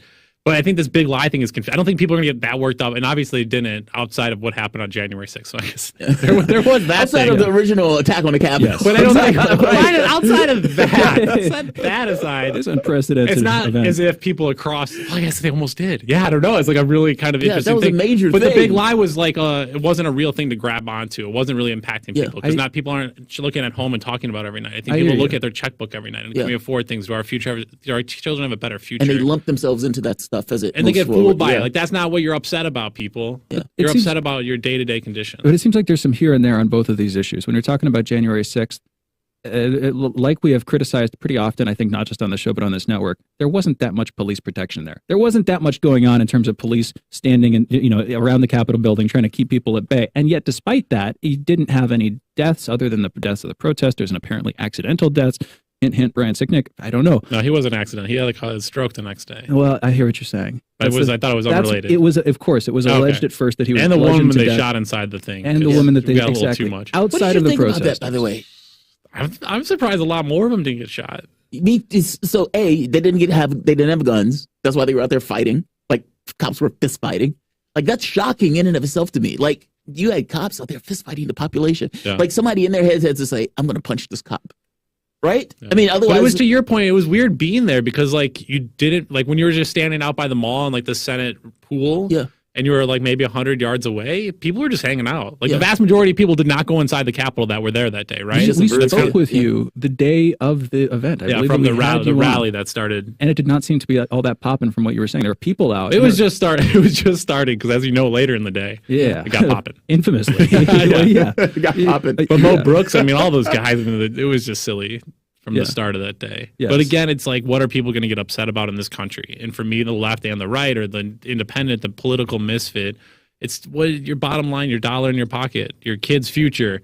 That's what people are going to be upset about. And the Democrats want to focus on January 6th and the big lie because it's an easy distraction from Joe Biden not doing anything. Right. That's why they want the commission. There's like 9 commissions already going on in the House of Representatives. Like all sorts of investigations. They wanted the big one so they can talk about it on the news for another 6 months. And that's the focus. Not Biden not having universal health care, minimum wage, reparations. Oh, he's blown that off. Medical marijuana. We can't even sell marijuana in Washington, D.C. in his budget after we decriminalized it and had 70% of the population here. 71% on Initiative 71 vote for legalized marijuana, decriminalized marijuana. We still can't sell it because of Joe Biden. But don't think about that. Think about January 6th and the insurrection and Donald Trump. Donald Trump's not in office anymore. He's like golfing. What does Donald Trump have to do with it? It's astonishing me that he gets a pass on this stuff. I mean, because some of this stuff is well within his power. Because he's boring. He's a nice, boring guy. FDR. He's a nice, boring guy. Yeah. I mean, go to sleep. But, right. But how do you get nothing done? Like, he gets one bill passed. This bill that Trump was going to do, by the way, that tried to get 1.8, but he was blocked by Nancy Pelosi. How on earth did he get a pass like this? Well, and not just a pass. They say, oh, this is a new left-wing shift from Joe Biden. But who's the pass? When you say, who are you speaking to, for example? The media gives Joe Biden the pass. The media. To the American people, that's the question. Right. Well, even that. They give him a pass on that. I mean, he gets like a 60% approval rating for basically doing nothing? Yeah. Corporations, they're bolstering that approval rating. That too. And they love it, right? Yeah. I mean, nothing done means things tick along as is. Nothing fundamentally changes. Yeah. I guess, do you think that works, though? Do you think he's punished for that in the midterms? That's the catch. Because honestly, I've said his presidency is over with. If you're not going to deal with the filibuster, then you have no way of getting a You're not going to get 10, right? You're not going to break the filibuster in the midterms if you have a great and midterm. What reason does the Republican Party to say, okay, we're going to make a deal with you on infrastructure? No, they don't. What they're going to do is they're going to weaken that bill as low as possible, and then they're going to vote against it anyway. Yeah. It's going to be that. In which case, what are you going to get done and how are you going to get it done? I'm curious if people like think of punish, like in the past, it always like punished the Democrats by voting for the Republicans. People are done with that scam. Yeah. They're like Donald Trump. They just voted out a Republican, right? So so 2 years later, are they going to go back to the Republicans to like punish the Democrats? Are people just not going to turn out? Right. Or are people going to take to the streets? Yeah. Because I think less people engage with politics. If all it is just vote for the other guy constantly, people are sick of that scam. But we've been talking about January 6th for, we started the conversation not talking about it, not exclusively, but for like 5-10 minutes, whatever. That's going to be resuscitated and revitalized. And the fear of that is going to be put into the hearts of a lot of people going into the election. And I think that would drive people out to vote. Fear seems effective. Yeah. That's what I was kind of thinking of, like Biden as the white supremacist whisperer. Like that's what he needs to do, right? Is like you need to be able to keep people on the left happy by calling like, oh, white terrorism and there's radical racism and stuff. And you need to talk about, he mentioned trans people like in his speech to Congress. And you're like, wow, this guy's like going out there. And this is why he can't do that much because he doesn't want to scare people, the white supremacists. So like, I'll call you, you're a racist. I'm not going to do anything about it. We're still friends, right? Like chicken dinner at the church this Saturday. See you there, right, buddy? So he feels like he's thumping his chest, but then not actually doing anything because he doesn't want to upset. I don't think he wants to upset. He doesn't want to upset people because he's scared. He's scared of January 6th just as much as anybody. That's why they kept the fence up. That's why the White House has big fences around it. So like you think Joe Biden's scared too? You think so? You really think he's scared? not doing anything? I mean, that's what you're saying. Like if he wasn't scared, he would be pushing progressive policies that help. But he's also tired. I don't think he believes it. Joe Biden has spent 47 years not doing anything progressive like that. That's what I'm saying. But you don't think that then? I don't think that's white supremacists and the right off his back. If he's doing progressive things, he's going to get more hate from the right. If he does Joe Biden, I don't think Joe Biden gets less critique from the right. I think, honestly, if Joe Biden was pushing progressive policies, I think he would unite the country on some level. Mm-hmm. I don't think it's the way, I think he's just not into it. Like, I think it's just him. Him, like, politically and ideologically, he's not for the healthcare. He's never been for the healthcare stuff. He's never been for... And I'm saying our whites... Don't you think there's a Venn diagram, at least maybe with him and his policies and white supremacists? I do think there's a white working class... The right... Yeah, something like that. Yeah, it's like a white working class. But I don't think those people are just racist. Yeah, that's co-identifying the right with white supremacy is old hat at this point, and it doesn't seem as effective now as it did But then. I know what you're trying to say. There's a Venn diagram then of Republicans, white supremacists, and Joe Biden. Yes. Yeah, and the smallest bubble there is probably a valid white supremacist. Yeah. Certainly a valid white supremacist. The argument, the obvious argument, I guess this is where this thing pivots and we're kind of pivoting itself, but from there being intentional, explicit, devout white supremacists to there being people who are more or less willing to tolerate a system that disproportionately benefits white people. And there might be a continuum of intent and bigotry and stuff on that spectrum, but the one bubble is going to be larger than the other. Anyway, that's I think it's interesting. Then you just kind of think of, well, when he's talking in Tulsa yesterday about white supremacists and terrorists, what does that mean? And then what's the action we take then as a country to address that? Right. Yeah. Maybe that's what I'm asking. And I don't feel like he's taking the steps to address that. He'll talk about it. I just don't feel like he's addressing it. That's all they ever do, though. I mean, it's always theatrical. I call it theatrical politics. My point has been, from the standpoint of African Americans, the theatrical politics needs to be over with. It's like, okay, we're going to put Kamala Harris in, and you guys should be happy for it. Oh, Kamala Harris, thank you very much, thank you very much. It's like, but is that Kamala Harris or Medicare for all? Which one? Well, that's what I'm kind of saying. Like, I don't feel like he's taking action on it. No, he's not. And action to me would be progressive policy. Yes. And therefore, by him not pushing progressive policy, keeps the white supremacists at bay. Well, there are barricades still up, around the White House. I tried to walk down to the White House the other day just to see how close I could get. And you can't get that close. There's still barricades set up around the whole perimeter. And of course, Patriot Act 2.0, conversation about that has died down recently. But if they're going to do something against the white supremacists, it's probably going to be more on the end of the Patriot Act than genuine whatever for policy. Do you think he's afraid, or he's just like flexing power of the state and violence? I think that there's a fear across the political establishment that doesn't necessarily rise to the level of an emotion, but I don't think that they're actively sitting there cowering. Yeah, I don't think but they have. And I think the other side of this is for all the fear, they probably see this as a massive opportunity. They probably see the opportunity to villainize Donald Trump, to villainize his base for good reason, because Donald Trump did this. I'm not trying to dismiss it, but this is an opportunity for them. They're going to use it going forward, saying, hey, here's the ghost of Christmas past if you don't vote for us, all this stuff. Yeah. I am curious, though, from your standpoint, if you believe that the people are more so concerned with the economic issues, and I agree with you on that, than the other stuff. And I also agree that I think they lump themselves into, okay, Black Lives Matter is protesting this. We have these other issues associated with it. We even agree with them, so we're going to lump ourselves in. Well, the same thing is probably true for January 6th. wouldn't the economic policies, though, be the thing that bring those people back in line? Meaning, if people are really the bread and butter issues and everything else, and people are concerned, then it wouldn't be him keeping the right off of his flank at that point. Then the economic policies and those things would be the things that would bring the right into alignment, if that makes sense. So that's what I think. His lack of action is going to frustrate and agitate those on the left and the right. Yeah, and I think that's what's going to be interesting to me of how he gets punished, because people aren't going to go either way. And punishment might just be, okay, I'm not going to go to the polls. Yeah. Like, it might not be I just think of like student loan, like 44 million Americans. Can't believe. If you do anything on student loan, you impact the economics of 44 million people. Why would you not take that? Right. Why don't you do that? Because you don't care, right? That's, or it's I not don't you don't care, but you cares. just like, that's not what you're there to do. I don't think he cares. You're not there to do that. I think he probably doesn't care because he's a product of the political system, and the political system would not put that out right now. Yeah, simply. the corporations that helped him get there, the over 100 billionaires that put him there. And by the way, did he not was take directly hope. responsible for those, because Joe Biden was the person who helped make sure that the people couldn't take those things off they couldn't take them off the bankruptcies. So Biden, Thanks, Biden. Thanks, Joe. Thanks, Joe. We got to close this Thanks, out Joe. so we can take calls. Bob, thank you for joining Thanks us. for hanging out. Yeah, it was Thanks, great. man. Cool, We'll talk to you guys soon. Really appreciate it. Bob Schlehuber, host of Political Misfits. That show, by the way, airs here on Radio Sputnik every Monday through Friday from, I believe it is 12 to 2 p.m. Eastern. Yes, Am I it right is. there, Jamarl? 12 to Former 2. host of that show. Exactly. And you guys are listening to Fault Lines with Thomas and Stranahan. We're going into a break and coming back with your calls. 202-521-1320. Lines are now wide open. Be right back on the other side of this short break.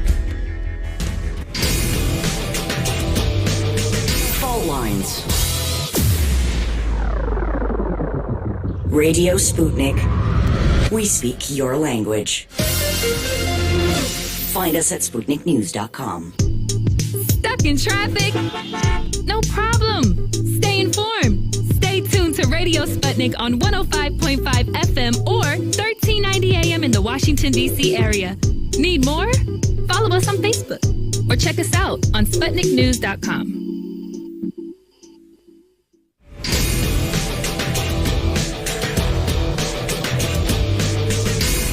Fault Lines.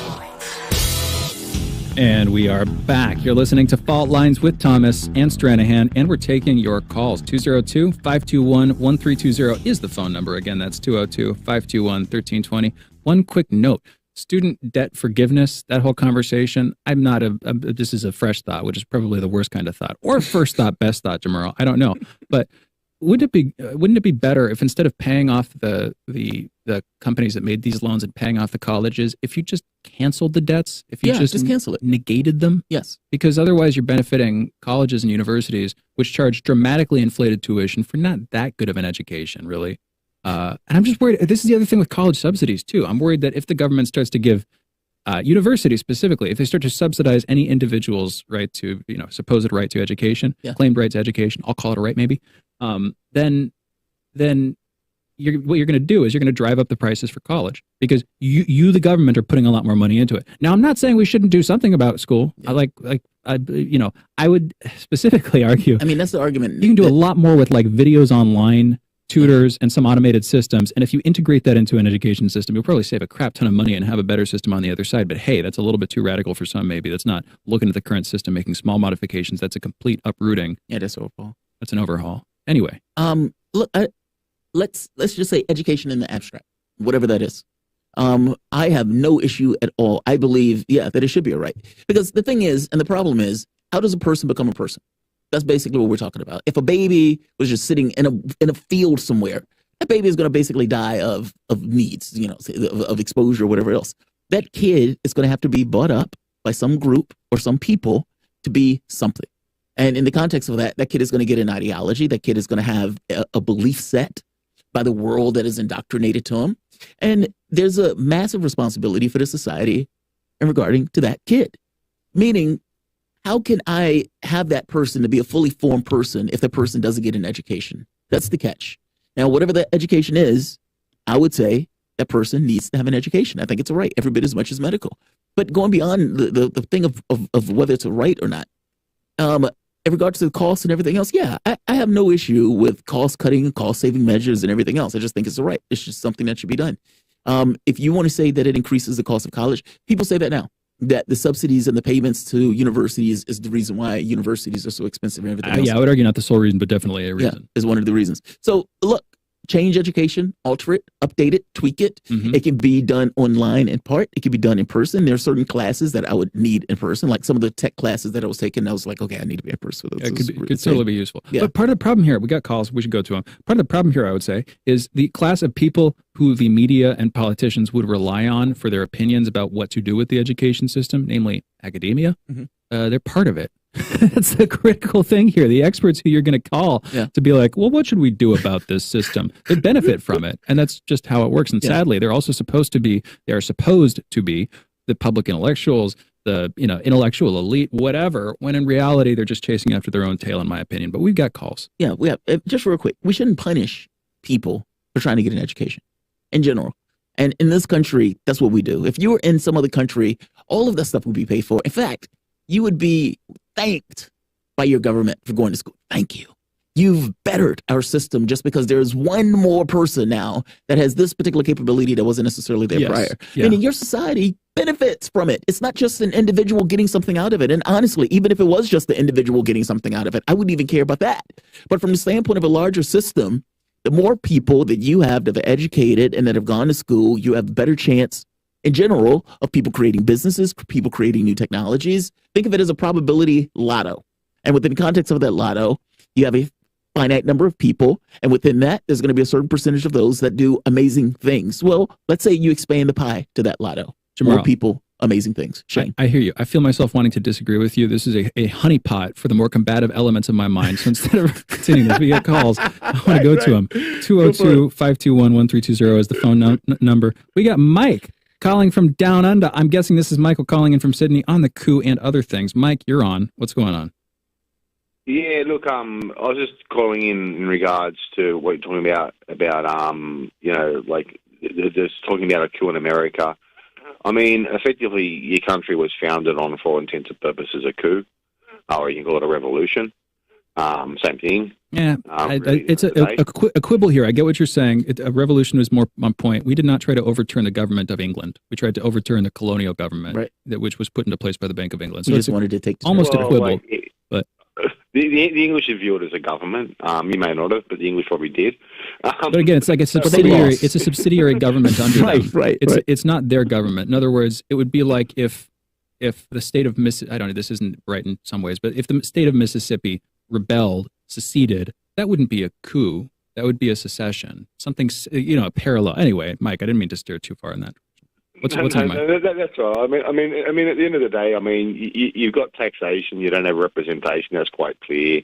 You haven't got freedom of speech, and this isn't just true of America for that matter. It's true of 90% of the world. Yep. Actually, probably everywhere in the world, to be honest. So you have taxation, you don't have representation, you don't have freedom of speech, you're living in a police state.